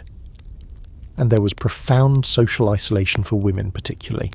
A farm wife might go weeks with adult conversation only from her husband and her children. There were no coffee shops, no social gatherings, no community events. Farm women described their lives as lonely in ways that men, who might go to town for business or participate in political meetings, didn't experience to the same degree. Mental health issues, depression, anxiety, despair were common but unrecognised and untreated. There was no mental health care available. You were supposed to just endure, to be strong, to not complain. There's a dark historical detail about this. Suicide rates among farm populations were high, and they were often tied to financial collapse, debt foreclosure, or crop failure. Men who lost their farms sometimes saw no way out and took their own lives. These weren't uncommon events in rural communities. They were tragic but recognised consequences of the system's failures. The lack of infrastructure was also deeply isolating. There were no paved roads, no reliable transportation system, no mail delivery in many areas. Getting supplies required long trips to town. Getting news from family members living elsewhere was difficult and slow. This isolation had another cruel effect. It reduced the farmers' political power. Farmers in cities could organise more easily, could hold meetings, could build political movements. Farmers scattered across the frontier were harder to organise. It took longer for information about organising efforts to reach them.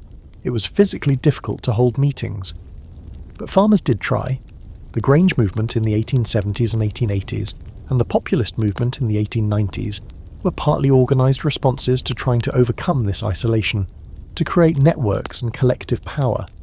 These movements were limited by the physical isolation, but they were significant attempts to organise scattered farmers into a political force.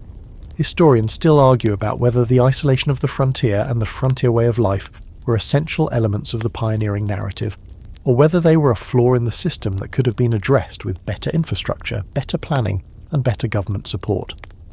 But the practical reality is that isolation intensified the hardship of farming, made communities more vulnerable to economic shocks, and prevented farmers from accessing support systems that might have made survival possible. Storage and spoilage nightmares. Imagine you've had a good harvest. You have more food than you can eat immediately. In a diversified, traditional farm, this excess would be preserved and stored for the winter. You'd make preserves, cure meat, store vegetables in the root cellar. The abundance of harvest would feed your family through the lean months of winter, But here's the problem.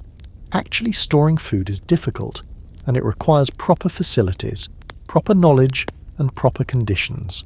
A typical farmhouse in the 1870s to 1880s might have a root cellar, a hole dug beneath the house where you could store vegetables in the cool, dark earth. The temperature in a root cellar stayed relatively stable, but it wasn't perfectly controlled. If it got too cold, produce would freeze. If it got too warm, it would spoil. And in many frontier regions, the root cellars were poorly constructed, sometimes just a hole with a wooden frame, inadequately protected from freezing or thawing. Meat needed to be cured or smoked to be preserved.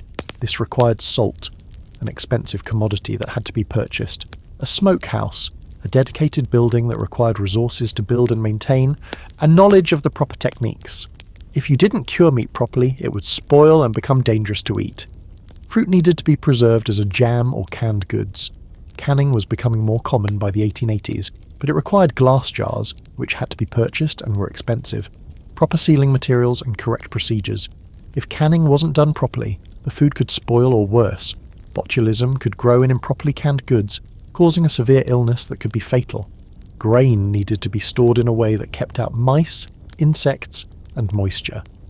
A grain storage building, a granary, required construction materials and space. Grain stored improperly could develop mold or be infested with insects, making it inedible. And here's the cruel irony. Even farmers who had abundant harvests sometimes couldn't store that abundance for their own use. The resources required for storage were scarce. Building a proper root cellar or granary required money. Buying salt for meat curing required money. Buying canning jars required money. Meanwhile, the crops that were supposed to be stored were mortgaged or collateralized.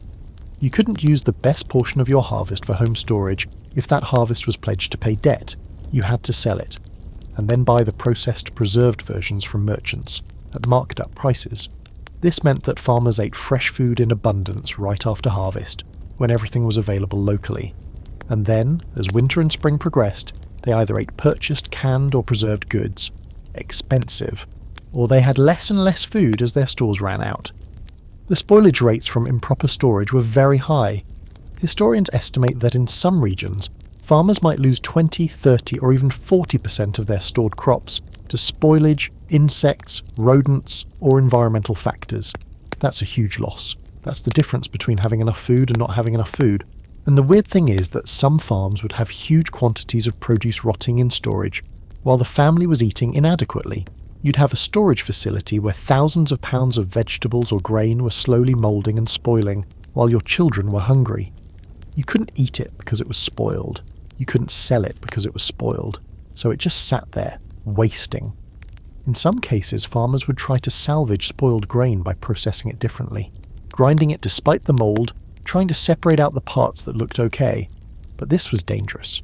Mouldy grain contained toxins that could cause illness. There's a particularly grim historical detail.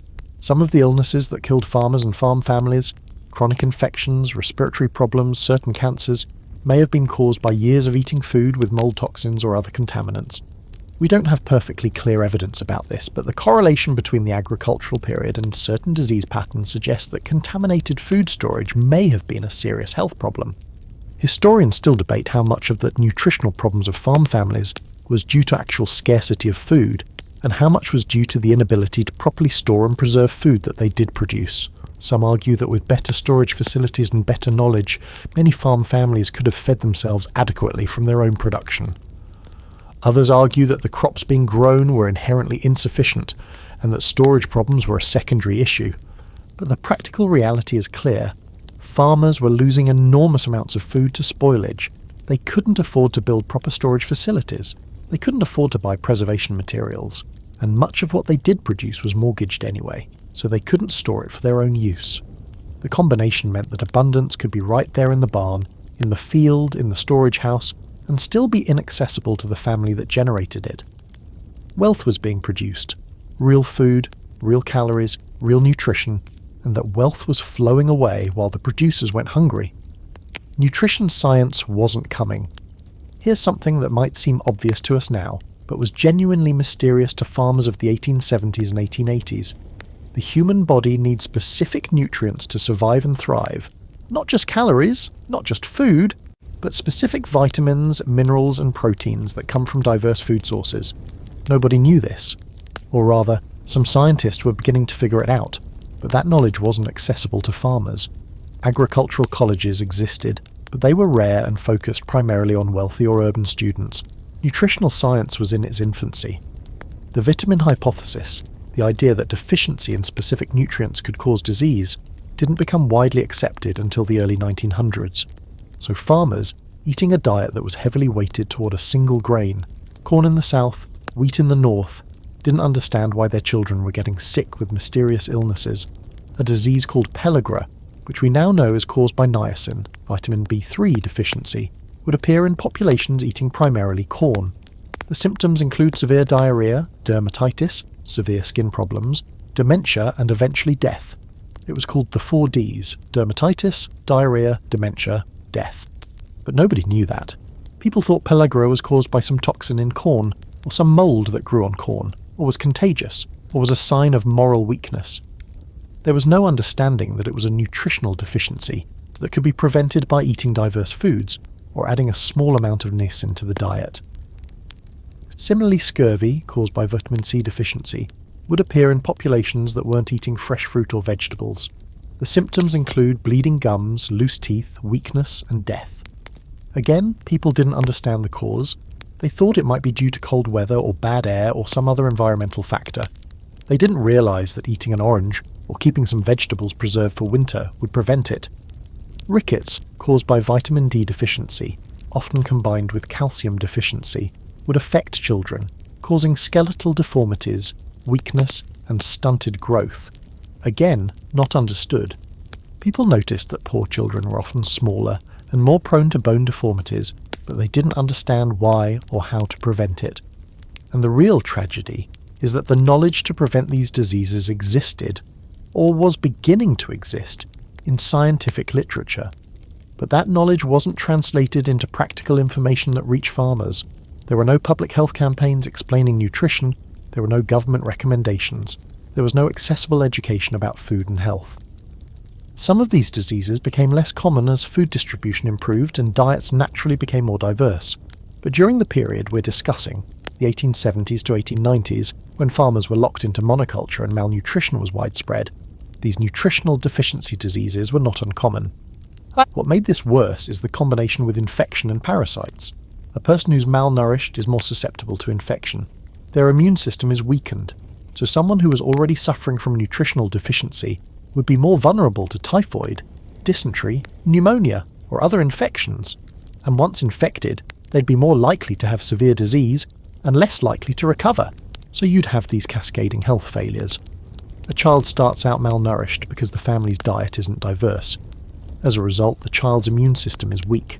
The child catches a respiratory infection. Because of the malnutrition, the infection becomes severe. The child develops pneumonia. The child dies. And nobody understood that the root cause was the diet. The family would blame the infection, or bad luck, or God's will. They wouldn't understand that if the child had been eating more protein, more vitamin A, more vitamin C, the child would have been able to fight off the infection. There's a historical detail that's particularly revealing. When people from wealthier, more diverse food sources moved into regions where people were eating monoculture diets, or when mixed diets became more available, health improved dramatically. This was one of the clues that eventually led to the understanding of nutritional deficiency diseases. People eating diverse diets, which typically included more meat, dairy, vegetables, and fruit, were healthier than people eating monoculture diets, and the difference was profound. Historians still debate how much of the health crisis among agricultural populations in this era was due to poverty and food scarcity, and how much was due to the specific composition of the diet, the monoculture aspect. But the practical reality is that the combination of poverty, monoculture specialization, and ignorance about nutrition created health disasters. And crucially, this was solvable. If people had been eating diverse diets, if the agricultural system had allowed for subsistence food production alongside cash crop production, these diseases wouldn't have happened. The knowledge wasn't perfect, but the practical result of diverse eating was health, and the practical result of monoculture with insufficient income was malnutrition and disease. The cruelty of this is almost too much to bear. Farmers were producing abundant food while being malnourished, and that malnourishment was unnecessary. They could have been healthier. They could have survived. The food existed. They just couldn't access it because the economic system had converted food into a commodity that they didn't have enough money to buy. The tenant trap. While homesteaders were dealing with mortgages and the struggles of establishing farms on frontier land, another enormous group of farmers were caught in a different but equally devastating trap: tenancy. In the south, this took the form of sharecropping. In the north and Midwest, it took the form of tenant farming. The details differed, but the fundamental structure was the same. You didn't own the land. You worked land owned by someone else, and your relationship to that land was structured through a contract that heavily favoured the owner. Sharecropping in the South was partly a response to the collapse of slavery after the Civil War. Plantation owners had land and no longer had enslaved labour. Formerly enslaved people and poor whites had labour but no land. Sharecropping seemed like a solution.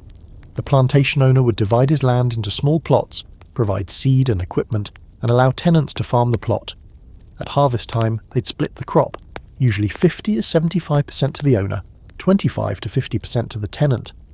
This sounds almost reasonable until you think through the implications. First, the sharecropper didn't own the crop. The owner owned it and held the sale price. The sharecropper depended on the owner to accurately report the sale price, deduct expenses, and pay the sharecropper's share. There was massive potential for fraud, and many sharecroppers were illiterate or lacked financial knowledge to understand the accounts. Second, the sharecropper was typically given a furnish, an advance of money or supplies to last through the growing season. This was an interest-bearing loan, high interest-bearing, and the terms of the loan were set by the plantation owner. There was no independent lender checking on the terms, no one protecting the sharecropper from obvious exploitation. Third, the sharecropper was locked into the contract. If you wanted to leave a plantation in the middle of the growing season, you'd be breaking the contract. The plantation owner could sue you, could pursue you with debt, could prevent you from working elsewhere. Some southern states had laws that made it illegal for a farm labourer to break a contract and work for someone else. These were literally the structure of slavery-era employment law, transferred into tenant law. Fourth, the plantation owner controlled what you grew. If you wanted to grow food for your family, the owner would say no. He wanted cotton, or tobacco, or rice. The entire crop had to be a commodity crop for sale. So the sharecropper's family was entirely dependent on buying food from the plantation commissary, the store owned by the plantation owner, and the prices at the commissary were inflated. The sharecropper would buy flour at high prices on credit, and at the end of the year, the commissary debt would be deducted from the sharecropper's portion of the crop proceeds. So the mathematics worked like this. You got 25 to 50% of the crop value. The plantation owner deducted the cost of the furnish, the advance provided during the season, plus interest. The plantation owner deducted the commissary debt. The plantation owner deducted the rent for the land. By the time all of this was deducted, the sharecropper often owed money. He was going into the next year in debt, and the next year he'd need a new furnish to plant and the cycle would begin again. This system was absolutely devastating for formerly enslaved people and poor whites who fell into it. It created a permanent class of workers who would never accumulate capital, never own property, never escape. It was, in the words of many historians, a system designed to replace slavery without actually freeing the people who had been enslaved. Tenant farming in the North and Midwest operated on somewhat different terms, but with similarly devastating results. A farmer might rent land from a landlord. The farmer would provide his own labour and often his own equipment. The rent might be a fixed amount or a share of the crop. But the tenant farmer had no security. The landlord could raise the rent, could decline to renew the lease, could evict. This meant a farmer could improve the land, invest in it, add buildings, improve the soil, and then be evicted without compensation. All the improvements the farmer made were transferred to the landlord, so there was a fundamental disincentive to improve the property. Why invest your money and labour if the landlord can take it away? As a result, rented farms tended to be less productive and in worse condition than owner farms. The landlord had an interest in maximum extraction of value, not in long-term productivity. The tenant farmer had an interest in long-term productivity, but no incentive to invest because he had no security. Some tenant farmers had multi-year leases that provided some security, but many operated year to year or could be evicted at will, and most tenant farmers were cash poor, didn't have the resources to buy land, and couldn't leave tenancy without leaving agriculture entirely. By the 1890s, the proportion of farmers who were tenants rather than owners was increasing in many regions. In some areas, the majority of farmers were tenants. This created a situation where agricultural production was increasingly organised around landlord interests, not around farmer welfare or community stability. There's a historical detail that's particularly revealing. Tenant farmers and sharecroppers had extremely high debt loads.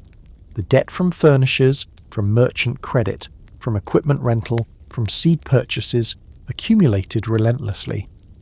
And the debt kept tenants bound to the land. A tenant who tried to leave while owing money could be pursued legally, could be prevented from working elsewhere. Historians still argue about the degree to which sharecropping and tenancy were deliberately structured as systems of oppression versus the degree to which they were just economic relationships that happened to be exploitative. But the practical result was clear. These systems generated enormous wealth for landowners while keeping working farmers in poverty. And the system was intergenerational. A child born into a sharecropping family would grow up as a sharecropper. A child born into a tenant farming family would grow up expecting to be a tenant. The system perpetuated itself because there was no exit route. Speculation and land flipping. We need to talk about the people who saw the opening of the frontier as an opportunity to get rich, not by farming, but by controlling land. Because alongside the farmers were speculators, people who understood that land values would increase and who could profit from that increase without ever getting their hands dirty. Here's how it worked. A speculator would acquire land cheaply, either by filing homestead claims and then immediately selling them, or by buying up land from desperate farmers, or by buying land company lots, or by acquiring railroad land grants. The speculator would hold the land for a few years, while settlement expanded and land values increased. Then the speculator would sell the land at a much higher price to actual settlers. This sounds simple and maybe even legitimate, and in theory, there's nothing wrong with buying and selling land. But in practice, speculation created serious problems for people who actually wanted to farm. For one thing, speculation drove up land prices. A farmer who wanted to buy land in an area that was experiencing speculative investment would face higher prices than the land was actually worth, based on its agricultural productivity. You might be paying $50 per acre for land that would only ever generate enough income to support a family, not to pay off a $50 per acre purchase price at the interest rates available. This meant that a farmer would be deeply underwater financially from day one. The land wasn't worth what he'd paid for it based on agricultural returns, but he'd borrowed the money, signed the contract, and was now obligated to pay it back. Speculators also sometimes withheld land from cultivation. They'd accumulate large blocks of land in a region and hold them, not farming them, just waiting for values to increase. This had the effect of reducing the amount of land available to actual farmers. Settlers would see blocks of land held by speculators and would have to look elsewhere or pay inflated prices to get land nearby. Some speculators were explicit about their intent to displace farmers. They'd acquire land, force out existing occupants through legal pressure, or by refusing to allow them to continue farming, and then resell at higher prices. This wasn't universal, but it wasn't rare either. Speculators could also engage in practices that directly harmed farmers. A speculator might buy a grain elevator or other essential infrastructure and use that control to extract value from farmers. A speculator might offer very favourable terms to farmers to get them to settle in a region and thus increase land values, then foreclose when land prices had risen. There's a particularly dark historical detail. Some speculators specifically bought up debt on farmers' mortgages. They'd purchase the note at a discount, maybe buying a $1,000 note for $700 if the farmer was clearly in trouble. Then they'd call the note, forcing the farmer to pay in full immediately or lose the land.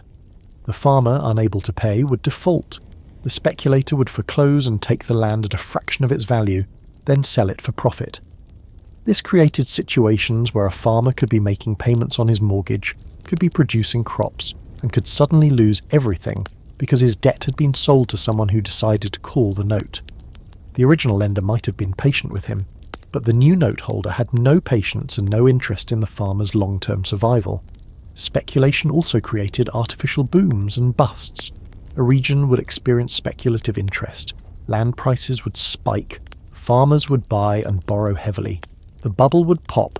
Land values would crash. And farmers who'd borrowed at peak prices would find themselves hopelessly underwater. This happened repeatedly in different regions during the late 1800s. The truly evil part of all this is that speculation in land didn't require farming knowledge or agricultural productivity. Speculators could get rich by simply buying low and selling high, by understanding market psychology, by having access to capital and credit. They didn't need to do anything useful. They just needed to move money around and extract value from people who actually wanted to farm. And the speculative activity had the effect of making land inaccessible to ordinary farmers while making land a profit centre for capitalists. It transformed land from a means of production, something you used to grow food, into an asset class, something you bought and sold for profit. Historians still argue about whether speculation was a major factor in agricultural collapse or a secondary phenomenon. But most agree that speculation drove up land prices in ways that made farming financially unsustainable for ordinary people, and that speculation contributed to cycles of boom and bust that were devastating to farming communities. The cruelest outcome of speculation was this: it made it impossible for ordinary people to access land at prices they could actually afford, while simultaneously making land speculation an avenue to wealth for people with capital. The Homestead Act had promised free land, but by the time most people were trying to settle, the accessible free land was gone, and the remaining land was either mortgaged to the hilt or owned by speculators asking speculative prices. So the promise of the frontier, that poor people could become landowners and build prosperity, turned into a different reality. The frontier became a site where wealthy speculators could get richer by extracting value from desperate settlers.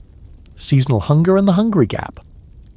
Let's talk about a particular cycle that many farm families experienced: the hungry gap, or what some call the spring hunger or the lean season. This is the period between the exhaustion of stored food from the previous harvest and the harvest of the new crop. In a typical agricultural year, a farmer would harvest in the fall. If he was successful and had been able to store food, he'd have abundant food for a few months after harvest: October, November, December, maybe into January.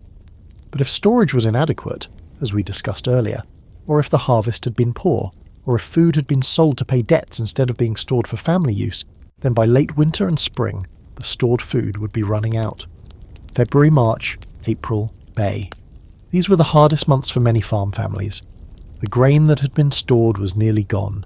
The meat that had been cured was consumed. The vegetables that had been preserved were depleted. The new crops hadn't come in yet. It was weeks or months before the spring planting would even begin to produce food, and months until the summer harvest would bring real abundance again. During this period, many families would be eating very minimal food. What they could produce or forage, wild plants if they were available, eggs from chickens if the family still had chickens, often they'd sold them or they died over the winter, milk if they had cows. Some families would be reduced to boiling water with salt and flour to make a thin broth. Some would be eating anything that was remotely edible, and this period could last 2 or 3 months, so you'd have a situation where a family was genuinely hungry for 2 or 3 months every year, regularly and predictably. The children would go to bed hungry, they'd wake up hungry. During school, if they attended school, they'd be trying to concentrate on lessons while their bellies ached. The health effects of this were significant. The repeated cycles of malnutrition, abundance for a few months, then hunger for a few months, took a toll. Children grew more slowly, they were more susceptible to illness, their development was disrupted, and the psychological effects shouldn't be underestimated either. To know that you're going into the hungry season, to watch your food stores dwindle, to ration meals, to stretch food thinner and thinner, to eat the less appetizing things first because you're saving the better food for emergencies. It creates constant stress and anxiety. Women bore a particular burden during the hungry season. The mother would often be the last person to eat, giving her portion to her children and husband. Historical documents describe mothers eating almost nothing during the lean months so their children could have slightly more. This malnutrition in mothers affected their health, their ability to work, and if they were pregnant or nursing, it affected their babies. The hungry season also had an economic dimension. Because farmers were desperate for food and cash during this period, merchants and lenders could charge premium prices or offer terrible terms. A farmer who needed to borrow money or food in March, before the next harvest, was in a desperate position. He'd accept almost any terms just to get through the month until better times. This is where the furnish system and the store credit system really ground into the worst outcomes. A farmer would borrow money in March at high interest, knowing he'd have the money to repay it in October, but the interest accumulated all through the growing season. By October, the farmer would need to repay not just what he'd borrowed, but substantial interest. And if he'd had a poor harvest, he might not even have enough to pay the interest, let alone the principal. There's a historical detail that's particularly striking. The hungry season and the planting season overlapped. Farmers were supposed to be working intensely, preparing fields, planting crops, doing the physical labour that farming demands. But they were doing this on nearly empty stomachs, with depleted bodies, weakened by months of undernutrition. The work still had to be done though. You can't postpone planting because you're hungry. The crops have to go in at the right time or they won't grow properly. So farmers, already weakened and stressed, were pushing themselves to do physically demanding work while malnourished. This created situations where they'd collapse, get sick, or simply couldn't do the work to the standard it needed to be done. And if the work wasn't done properly, if the planting was late or inadequate because the farmer was too weak, then the harvest would be poor, which meant less food stored, which meant the hungry season next year would be even worse. Historians still debate how widespread and severe the hungry season actually was. Some argue that most farm families managed to store enough food and had enough informal community support that true starvation was rare. Others argue that malnutrition was endemic, that the hungry season was a regular and devastating reality for a large portion of the farm population. But the evidence suggests that seasonal hunger was at least common enough and severe enough that it shaped how farm families lived and planned their year. Mothers planned their cooking year-round, with the idea that they'd need to stretch food further later. Some families planted specific crops or stored specific foods explicitly to have something to eat during the lean months. And for many families, the hungry season wasn't abstract or theoretical. It was real. It was something they lived through every single year, a predictable period of deprivation that they endured, hoping for the harvest to come. Migration dreams deferred. At this point, you might be thinking, why didn't farmers just leave? If farming was so terrible, so unprofitable, so dangerous and exhausting, why didn't they just give up and move to the city? Why didn't they find different work? The answer is, many of them wanted to, but they couldn't. Leaving a farm requires resources. You need money to move your family and your possessions. You need money to survive in a new place while you find work. You need to be able to break whatever contracts bind you to the land. And as we've discussed, many farmers were bound by mortgages, debt, sharecropping contracts, or tenancy agreements that they couldn't simply walk away from. If you owed money on your land, you couldn't sell it without paying off the debt. If you tried to leave without settling your debt, the creditor could pursue you legally. You'd be a fugitive from debt. If you were a sharecropper or tenant, your contract bound you to the land for the growing season at minimum. If you tried to leave, the landlord could sue you for breach of contract. Some sharecropping states had labour laws that made it literally illegal for a farm worker to leave a contract to work for someone else. So you were stuck. You couldn't escape the system because the system had legal claims on you. You might be desperate to leave, but you were trapped.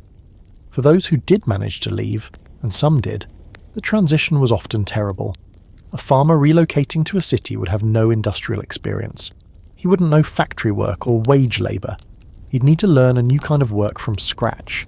And urban employers often didn't want rural workers. They preferred immigrants and people from urban backgrounds. A farmer relocating to a city would also have no shelter and very little money. He'd need to find housing in poor neighbourhoods, sharing tenement space with other desperate people. Urban housing was often overcrowded, dirty and expensive. He'd be trading rural poverty for urban poverty, and there was a cultural and psychological dimension. Farmers identified as farmers. They knew how to do farm work. The idea of leaving that, starting over, learning new skills, working for someone else, it was terrifying.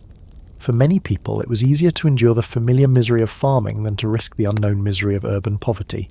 So they stayed. They told themselves that maybe next year would be better. Maybe prices would improve.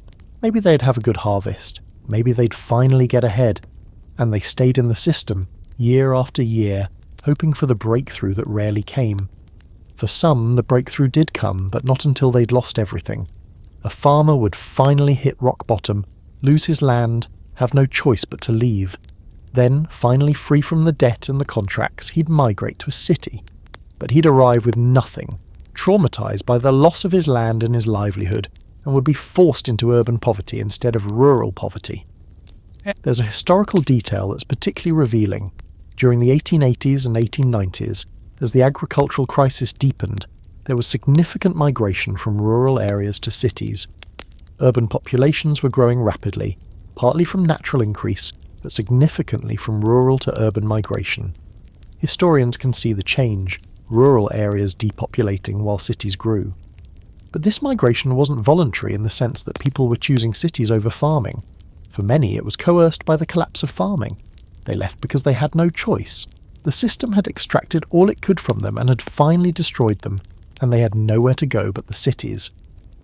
The dream of the frontier farmer, a free man on his own land, master of his own destiny, was being replaced by the reality of the urban factory worker, an employee with no security, no independence, working for wages that were often barely adequate. For some, this was still an improvement because at least they could leave the factory if it became unbearable, whereas they couldn't leave farming. But for many, it was simply a different form of poverty and powerlessness. Historians still debate whether migration to cities improved or worsened the situation of poor people. Cities offered wages and opportunities that rural areas didn't, but cities also offered overcrowding, disease and industrial dangers that farming, for all its hardships, didn't offer. But the point is, the people who migrated often didn't have a real choice. They were being pushed out of farming by a system that couldn't support them. The cruel irony is that as farmers left, it reinforced the trend toward larger, more consolidated agricultural operations. The remaining farmers, those with slightly more capital, slightly better land, slightly better luck, could expand by buying or renting the land the migrants had abandoned. Agricultural became more consolidated, more capitalized, more industrial, and the small family farm, the dream of the Homestead Act, was slowly disappearing. Corn whiskey and self-medication. When the reality of agricultural life became unbearable, when the debt was crushing, when the hunger was real, when the hope of ever improving the situation evaporated, people needed ways to cope, and one of the most accessible coping mechanisms was alcohol. In regions where corn was the dominant crop, and particularly in poor rural areas, corn whiskey was cheap, accessible and strong. A farmer with a bumper crop of corn could convert some of it into whiskey. It didn't require specialised equipment in many cases. People would make it in their homes or in small local stills, and the whiskey would be much more valuable than the corn itself. Historically, whiskey had been a common part of rural culture. But during the agricultural crisis of the 1870s to 1890s, drinking patterns seemed to have intensified. Men who were desperate, who were failing, who had no way out of the trap they were in, would drink to escape the reality for a few hours. The historical record shows increased alcohol consumption, increased alcoholism, increased alcohol-related deaths and violence in farming regions during periods of agricultural crisis. This is documented in census data, in newspaper reports, in community records. During bad years, drinking increased. There's a grim irony in this. Farmers who produced corn whiskey were creating a substance that was simultaneously a commodity they could sell, if they were able to avoid federal alcohol taxes, which many did illegally, and a way to self-medicate for the despair of their situation. Some farmers would drink their profits away. Some would convert surplus corn into whiskey, sell it and use that money to pay debts instead of food. The effect on families was devastating. A man who was drinking heavily was a man who wasn't working as effectively.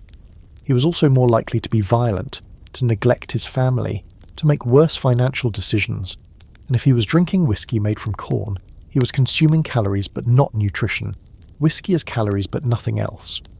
And there was the legal dimension. Some states and the federal government were trying to regulate or eliminate alcohol production, particularly the illegal production of whiskey in small stills. A farmer who was making whiskey to cope with despair could find himself criminalised. He could be arrested, fined or imprisoned, and if he was imprisoned, his family lost his labour entirely. The women and children in families where the man was drinking heavily suffered tremendously. There was the psychological abuse, the potential for physical violence, the poverty from money spent on alcohol instead of food, the shame in the community. Alcoholism in farming communities was often a symptom of the underlying despair, but it was also a problem in its own right. There's a historical detail that's sometimes overlooked.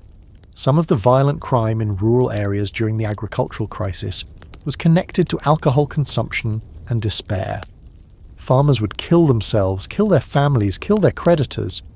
These weren't random acts, they were the tragic culmination of years of grinding poverty and hopelessness. The temperance movement, the social movement to reduce or eliminate alcohol consumption, was partly a response to this. Temperance advocates saw alcohol as a social problem. In some ways, they were right. Alcoholism was clearly causing harm, but they often missed the root cause, that alcohol consumption was driven by despair, and despair was driven by economic systems that were destroying people.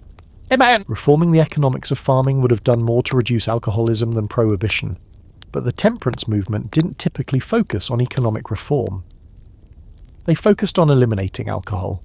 Historians still argue about how much alcohol consumption among farmers was self-medication and coping for despair, versus how much was just traditional rural consumption patterns.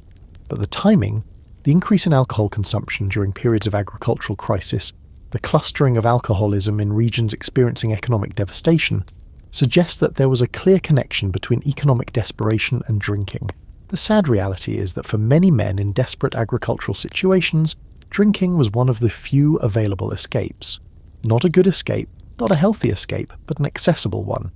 A man who was poor, in debt, unable to feed his family, with no power to change his situation, could still buy or make whiskey. He could, for a few hours, not think about the horror of his circumstances, and then the whiskey would wear off and the horror would still be there. The populist revolt and its roots. By the 1880s, farmers had reached a point of such desperation that they began to organise politically. The populist movement, also called the People's Party, emerged as an explicit political force based on farmer grievances. And it wasn't a polite academic complaint. It was angry. It was radical. It proposed solutions that questioned the fundamental structure of the American economic system. The populist movement brought together farmers from different regions, of different backgrounds, united by the conviction that the system was rigged against them and that the government needed to intervene to fix it. The populists had specific policy demands. They wanted railroad regulation. Specifically, they wanted the government to set maximum rates that railroads could charge for shipping. They wanted monetary reform. They wanted to move away from a gold standard and increase the money supply, which they believed would raise prices for agricultural commodities. They wanted government ownership of some infrastructure, railroads, telegraphs, and other utilities. These weren't radical demands by the standards of, say, 1920s radicalism. But by the standards of 1880s American capitalism, they were quite radical. They were saying that the government should intervene in the market, should limit corporate power, should prioritise the welfare of producers over the profits of merchants and financiers. The populists drew support from the most desperate farmers, tenant farmers and sharecroppers in the south, struggling wheat farmers in the north, farmers everywhere who couldn't make the system work for them. They also, importantly, drew support from industrial workers who were facing similar problems. Low wages, long hours, no security, no power against large corporations. The movement achieved some political success. The Populist Party ran candidates. In 1892, their presidential candidate won significant support in several states. They elected members to Congress. They influenced state legislatures. But they were also opposed by the established parties, by business interests, and by ideological opposition to government intervention. There's a fascinating historical detail about the populist movement. It was explicitly anti-monopoly and anti-middleman. Farmers understood clearly that they were being extracted from by layers of intermediaries. The populist platform focused on cutting out the middlemen, the merchants, the grain elevator operators, the railroad companies, and allowing farmers to access markets directly or through government cooperation. Some populists proposed public ownership of grain elevators and railroad lines. Some proposed government guarantees on crop prices. Some proposed radical currency reform. None of these happened, but the proposals tell you how desperate farmers were and how much they wanted the system to change.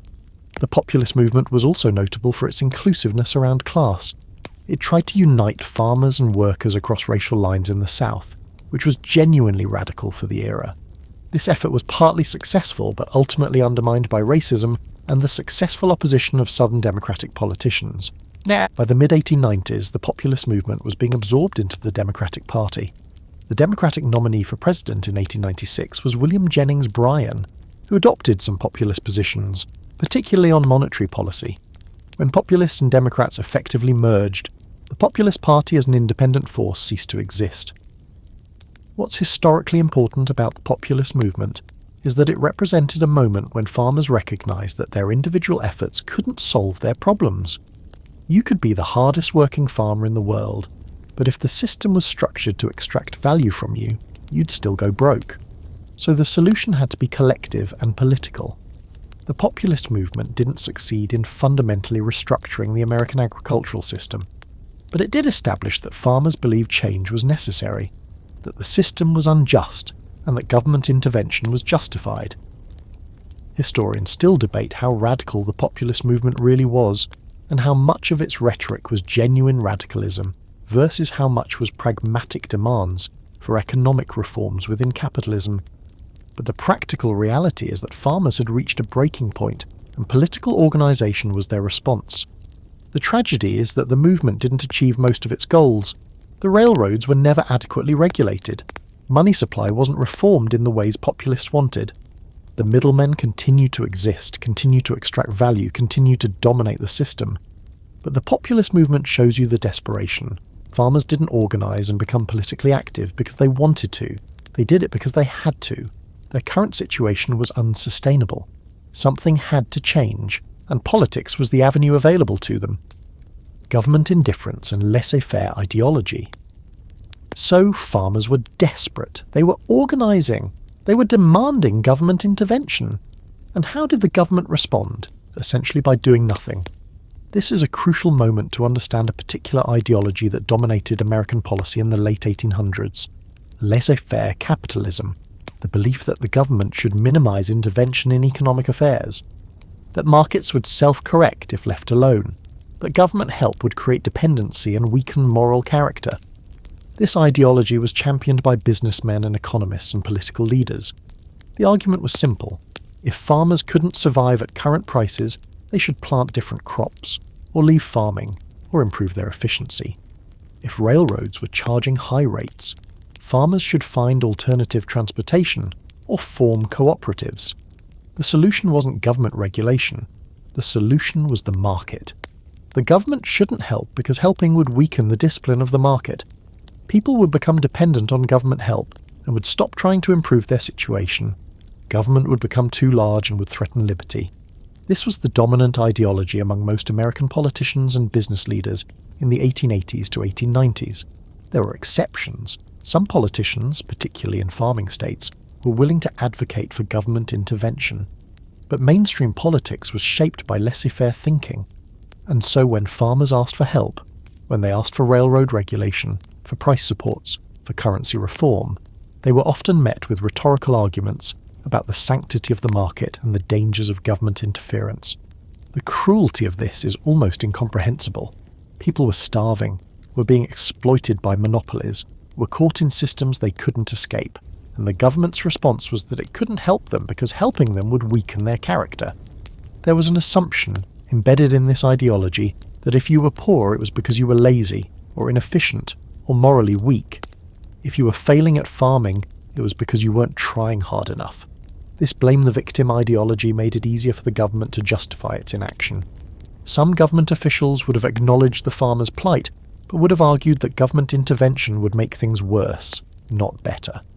They believed that markets, left alone, would eventually find equilibrium, that if too many farmers went broke, eventually fewer people would farm, land prices would fall, and remaining farmers would be on a sustainable basis. The trouble with this argument is that the adjustment process involves massive human suffering. Yes, maybe the market would eventually reach equilibrium, but the equilibrium would be reached after millions of people had lost their land, their savings, their homes, and their hope. The suffering wasn't a regrettable side effect. It was the mechanism by which the market achieved equilibrium. And the government, by refusing to intervene, was choosing to let that suffering happen. It wasn't a passive choice. It was a choice to let the market have its way, regardless of the human cost. There's a particularly grim historical detail. In some cases, when farmers were facing starvation due to crop failure or environmental disaster, the government did provide some relief supplies. But these relief programs were often seen as shameful necessities, not as legitimate government functions. There was resistance to expanding them, and they were often inadequate. During the drought of 1887 to 1888, the government provided some seed and supplies to affected farmers in Kansas and other states. But the aid was limited, and there was explicit concern about creating dependency. The message was clear. We'll help you just enough to keep you from dying, but we're not going to make it comfortable, because comfort would weaken your character. It's hard to overstate how cruel and stupid this was.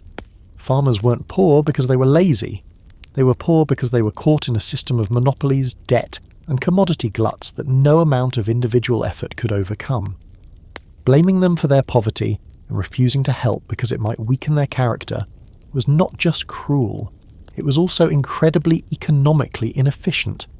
The government could have regulated monopolies, could have controlled railroad rates, could have provided credit at reasonable interest rates, could have supported public agricultural education, could have done many things that would have helped farmers survive and eventually prosper. Instead, the government stood aside and let market forces destroy agricultural communities. Historians still debate what the optimal government policy would have been, but most agree that complete inaction in the face of widespread economic disaster wasn't it. And the result, as we'll see, was that the agricultural system collapsed into different forms, not more small family farms, but larger consolidated agricultural operations, tenant farming, and eventually agricultural corporations. The free yeoman farmer that the Homestead Act was supposed to create never really materialised. Instead, what emerged was agricultural capitalism, farming organised around profit and consolidation, not around family welfare, disease and malnutrition. Intertwined, let's bring together some threads we've touched on separately. The malnutrition we discussed, and the diseases that plagued agricultural communities. Because these didn't exist in isolation. They were connected. Malnutrition made people vulnerable to disease, and disease made people more malnourished. The combination was catastrophic. A person who is malnourished has a weakened immune system. Their body doesn't have the resources to fight infections effectively, so when a malnourished person encountered a contagious disease, they were more likely to actually get sick, more likely to have severe disease, more likely to die. In agricultural communities in this era, contagious diseases were common. Typhoid was spread through contaminated water. Dysentery was spread the same way. Cholera, when it appeared, would spread rapidly through areas with poor sanitation. Tuberculosis spread through close quarters and poor nutrition. Malnutrition was actually a risk factor for TB. A person who was well nourished, who had adequate calories, adequate protein, adequate vitamins, could encounter the same pathogen and might not get sick at all, or might get sick but recover. A person who was malnourished might get severely ill, so agricultural families who were malnourished were much more vulnerable to the infectious diseases that were common in their communities. When disease struck, it struck harder. When it struck, it was more likely to be fatal. There's a historical detail that's particularly revealing. Disease outbreaks in poor agricultural communities were often severe and deadly in ways that similar outbreaks in wealthier areas weren't. The same disease, a typhoid, dysentery, whatever, would kill people in poor communities but cause milder disease or recovery in wealthier communities. The difference was nutrition and healthcare access, and the healthcare access part is crucial. A person who was ill but could afford a doctor might survive. A person who was ill and couldn't afford a doctor would likely die, or would recover very slowly. Most agricultural families couldn't afford doctors. If someone got seriously ill, the family could try home remedies, could pray, but often there was nothing that could effectively treat the illness. Childbirth was particularly dangerous in agricultural communities. Pregnant women who were malnourished were more likely to have complications. Births without medical assistance, which was typical in remote farming areas, were more likely to end in death. Maternal mortality rates in rural areas were significantly higher than in urban areas, with access to midwives or physicians. And then there was the aftermath of childbirth. A woman who had just given birth was vulnerable to infection. If the birth attendant, often an untrained person, sometimes just other women in the family, used unsterile techniques, the woman could develop puerperal fever, an often fatal infection of the uterus. This killed women. And women who were already malnourished were more vulnerable. Infant mortality rates in agricultural communities were very high. Many babies died before their first birthday from infectious diseases, malnutrition, or congenital problems that couldn't be treated. A family might have 12 children, and only half would survive to adulthood. This wasn't just sad, it was normal, it was expected. Parents prepared themselves psychologically for the possibility that their babies would die. But it was also avoidable. Children in wealthier families, in urban areas, with access to better sanitation and healthcare and nutrition, survived at much higher rates. So the agricultural system wasn't just causing poverty and hunger, it was causing preventable deaths. People were dying from malnutrition-related vulnerability to disease. People were dying from easily treatable conditions because they couldn't access care. People were dying from childbirth complications that were preventable with good nutrition and basic medical care. There's a grim historical detail. Some families would see their children sicken and die and would not fully understand why. They didn't know about nutrition. They didn't know about germ theory.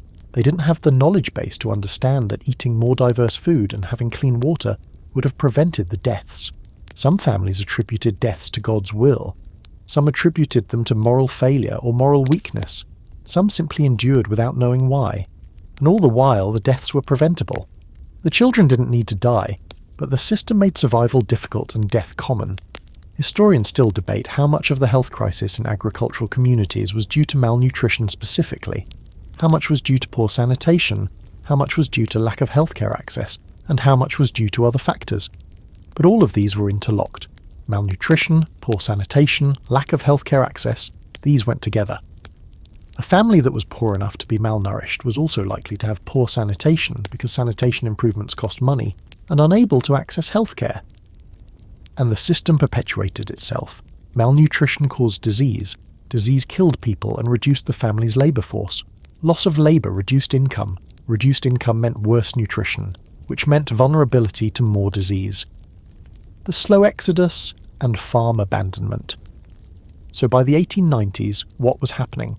Farmers were leaving, driven by crop failures, commodity price collapses, debt, disease and desperation. Farmers were abandoning their homesteads and migrating to cities or to other regions. The Great Plains, which had been the frontier of expansion and hope in the 1870s, was being depopulated in some regions by the 1890s. In areas that had experienced droughts, locust plagues, or particularly bad commodity price crashes, the rural population was declining. Homesteads were being abandoned. Land that had been claimed, settled, and struggled over was being left behind. Some land was simply abandoned. The farmer left and made no effort to sell it. The land reverted to scrub and prairie. The houses fell into disrepair. The barns collapsed. You can still see remnants of these abandoned homesteads in the Great Plains. The outline of a cellar, scattered bricks, maybe a few broken tools. The physical remains of dreams that had failed. Some farms were sold, but often at distressed prices. A farmer who had invested years and capital in developing a farm, who had improved the land and built structures, might sell it for a fraction of what it had cost because he needed to raise cash immediately to pay debts or to fund relocation. Speculators and larger landowners would buy up these abandoned or distressed farms, consolidating land holdings. The small family farm was being replaced by larger land holdings, often worked by tenants or hired labour rather than owners. The effect on communities was devastating. A town that had been built to serve the farmers of a region would see its population decline as the farmers left. Stores would close, schools would consolidate or shut down, churches would lose members, the social fabric of communities would unravel, and the people who were leaving were often the best positioned to leave. People with some education, some skills, some ability to relocate. They'd go to cities and find industrial work or go to other regions and try to start over. Those who lacked resources or who were too committed to their place to leave would stay, often in worse conditions. The abandoned land itself was often degraded. Years of monoculture, inadequate soil management and environmental stress had left the soil depleted. Some of this land would eventually recover if left to rest. Some land was damaged more severely. Erosion had exposed bedrock, or salinization had made the soil unable to support crops, or other environmental damage had made the land unsuitable for farming. There's a historical detail that's worth noting. Some of the land that had been homesteaded was fundamentally unsuitable for agricultural settlement at the population density that the Homestead Act had encouraged. The Great Plains can support agriculture, but not necessarily at the intensity that was being attempted. Droughts are regular features of the climate. The rainfall is marginal for many crops. The soil is fragile. And later, during the 1930s, the Dust Bowl would make this catastrophically obvious. But in the 1890s, the problem was already apparent to people paying attention. Some land simply couldn't sustain the number of farmers that had settled on it. So the exodus of the 1890s wasn't entirely a failure or a tragedy, in one sense. It was an adjustment. The land was being depopulated back to a level that was sustainable, given the climate and the farming practices. But the tragedy is that the depopulation process involved massive human suffering, financial ruin, and broken lives. If the government had been willing to intervene earlier, if it had regulated railroads, controlled commodity markets, provided adequate credit at reasonable rates, fewer farmers might have needed to leave. The adjustment could have been less catastrophic. But without intervention, the adjustment happened through failure and abandonment. Historians still debate whether the exodus was inevitable, given the region's climate and the farming practices of the era. But the practical reality is clear. Farmers were leaving in large numbers, and the rural communities that depended on them were collapsing. The dream of the frontier, a land of opportunity where poor people could establish themselves, build prosperity, and create stable communities, was failing. The reality was turning into something darker. Frontier land was being consolidated into larger holdings owned by distant capitalists, worked by tenants and labourers, generating profits that flowed away from the communities themselves. The frontier wasn't being closed because it had been successfully settled by family farmers. It was being depopulated because the family farming experiment had largely failed. Why we forgot this happened.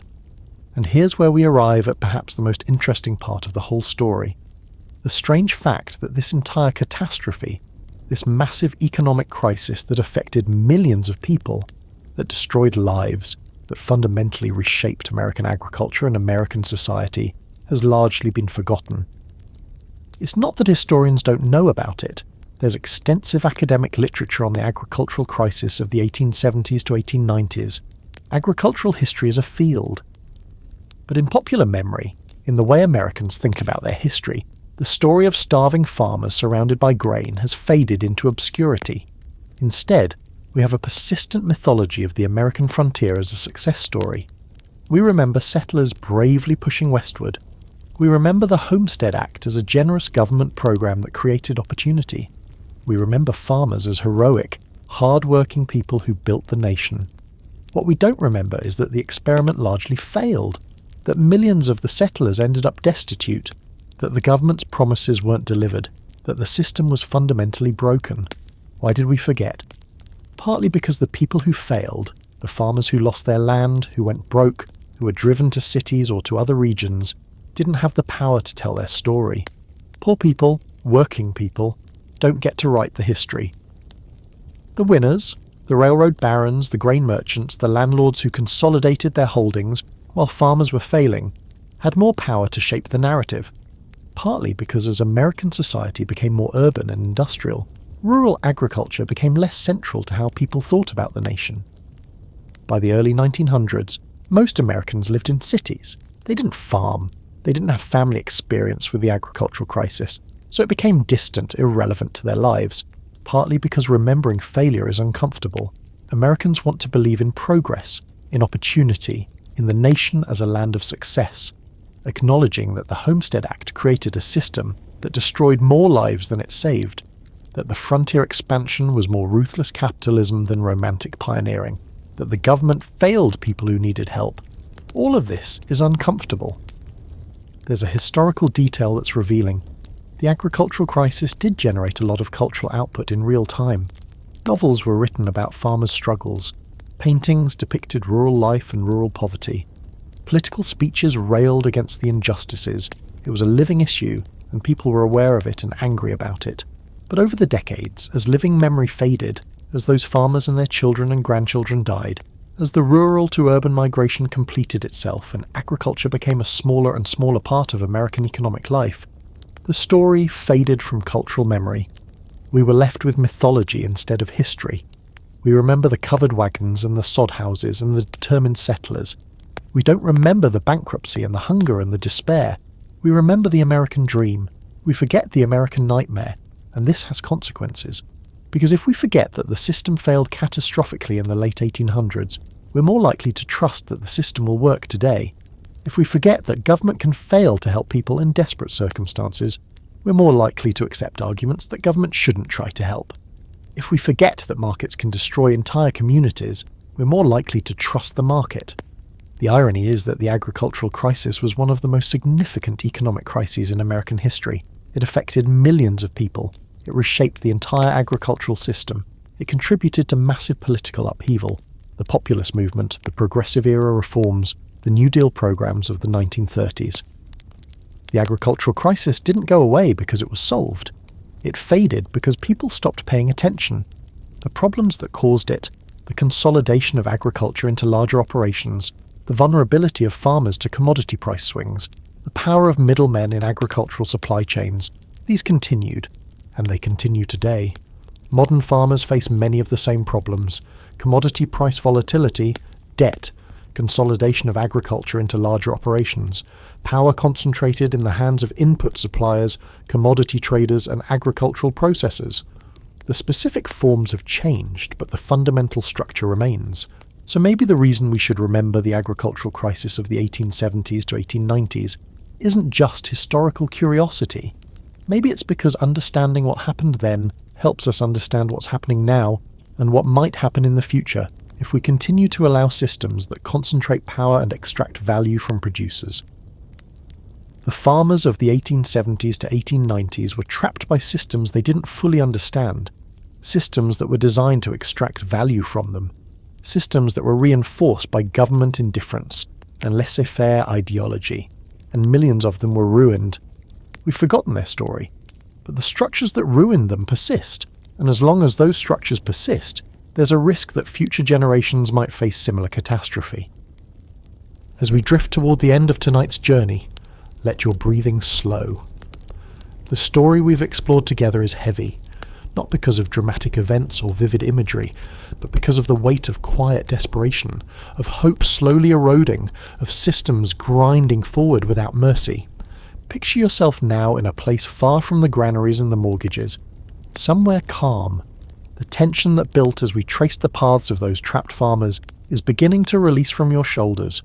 You've walked alongside people who carried impossible burdens, the knowledge of abundance they couldn't access, debts that seemed to grow faster than their crops, seasons of hunger they couldn't escape. But in remembering them, in understanding their situation, you've also travelled through a moment of American history that shaped everything that came after. The farmers who endured this crisis, who fought through it, who rebuilt after losing everything, they were ordinary people facing extraordinary circumstances. Their story is your story, in a sense. The struggles of ordinary people against systems larger than themselves. It's a story that repeats. And now, as sleep begins to pull at you, know that the people of the 1870s and 1880s, the ones who survived, who endured, who found ways forward, they made it through. Many of them rebuilt. Many of them found new paths. The system that nearly destroyed them eventually changed. Partly because they demanded it, partly because it evolved in response to crisis. You've carried their story with you tonight, held it gently in your mind, understood something of what they faced, and now you can let it go. Release it. Let your mind become quiet, empty, peaceful. The world you live in is different from theirs. Your problems are different. Your possibilities are different. And as you sink deeper into sleep, let that be a comfort. The specific nightmare they faced is gone, but the broader lessons remain. Understanding that systems matter, that individuals can't overcome broken systems through effort alone, that institutions and policies shape whether people can thrive or are ground down. Sleep now, let your eyes close, your breathing is soft and steady, the hard story is over. What remains is only rest, and the gentle mercy of sleep, and tomorrow coming after darkness. Dream peacefully.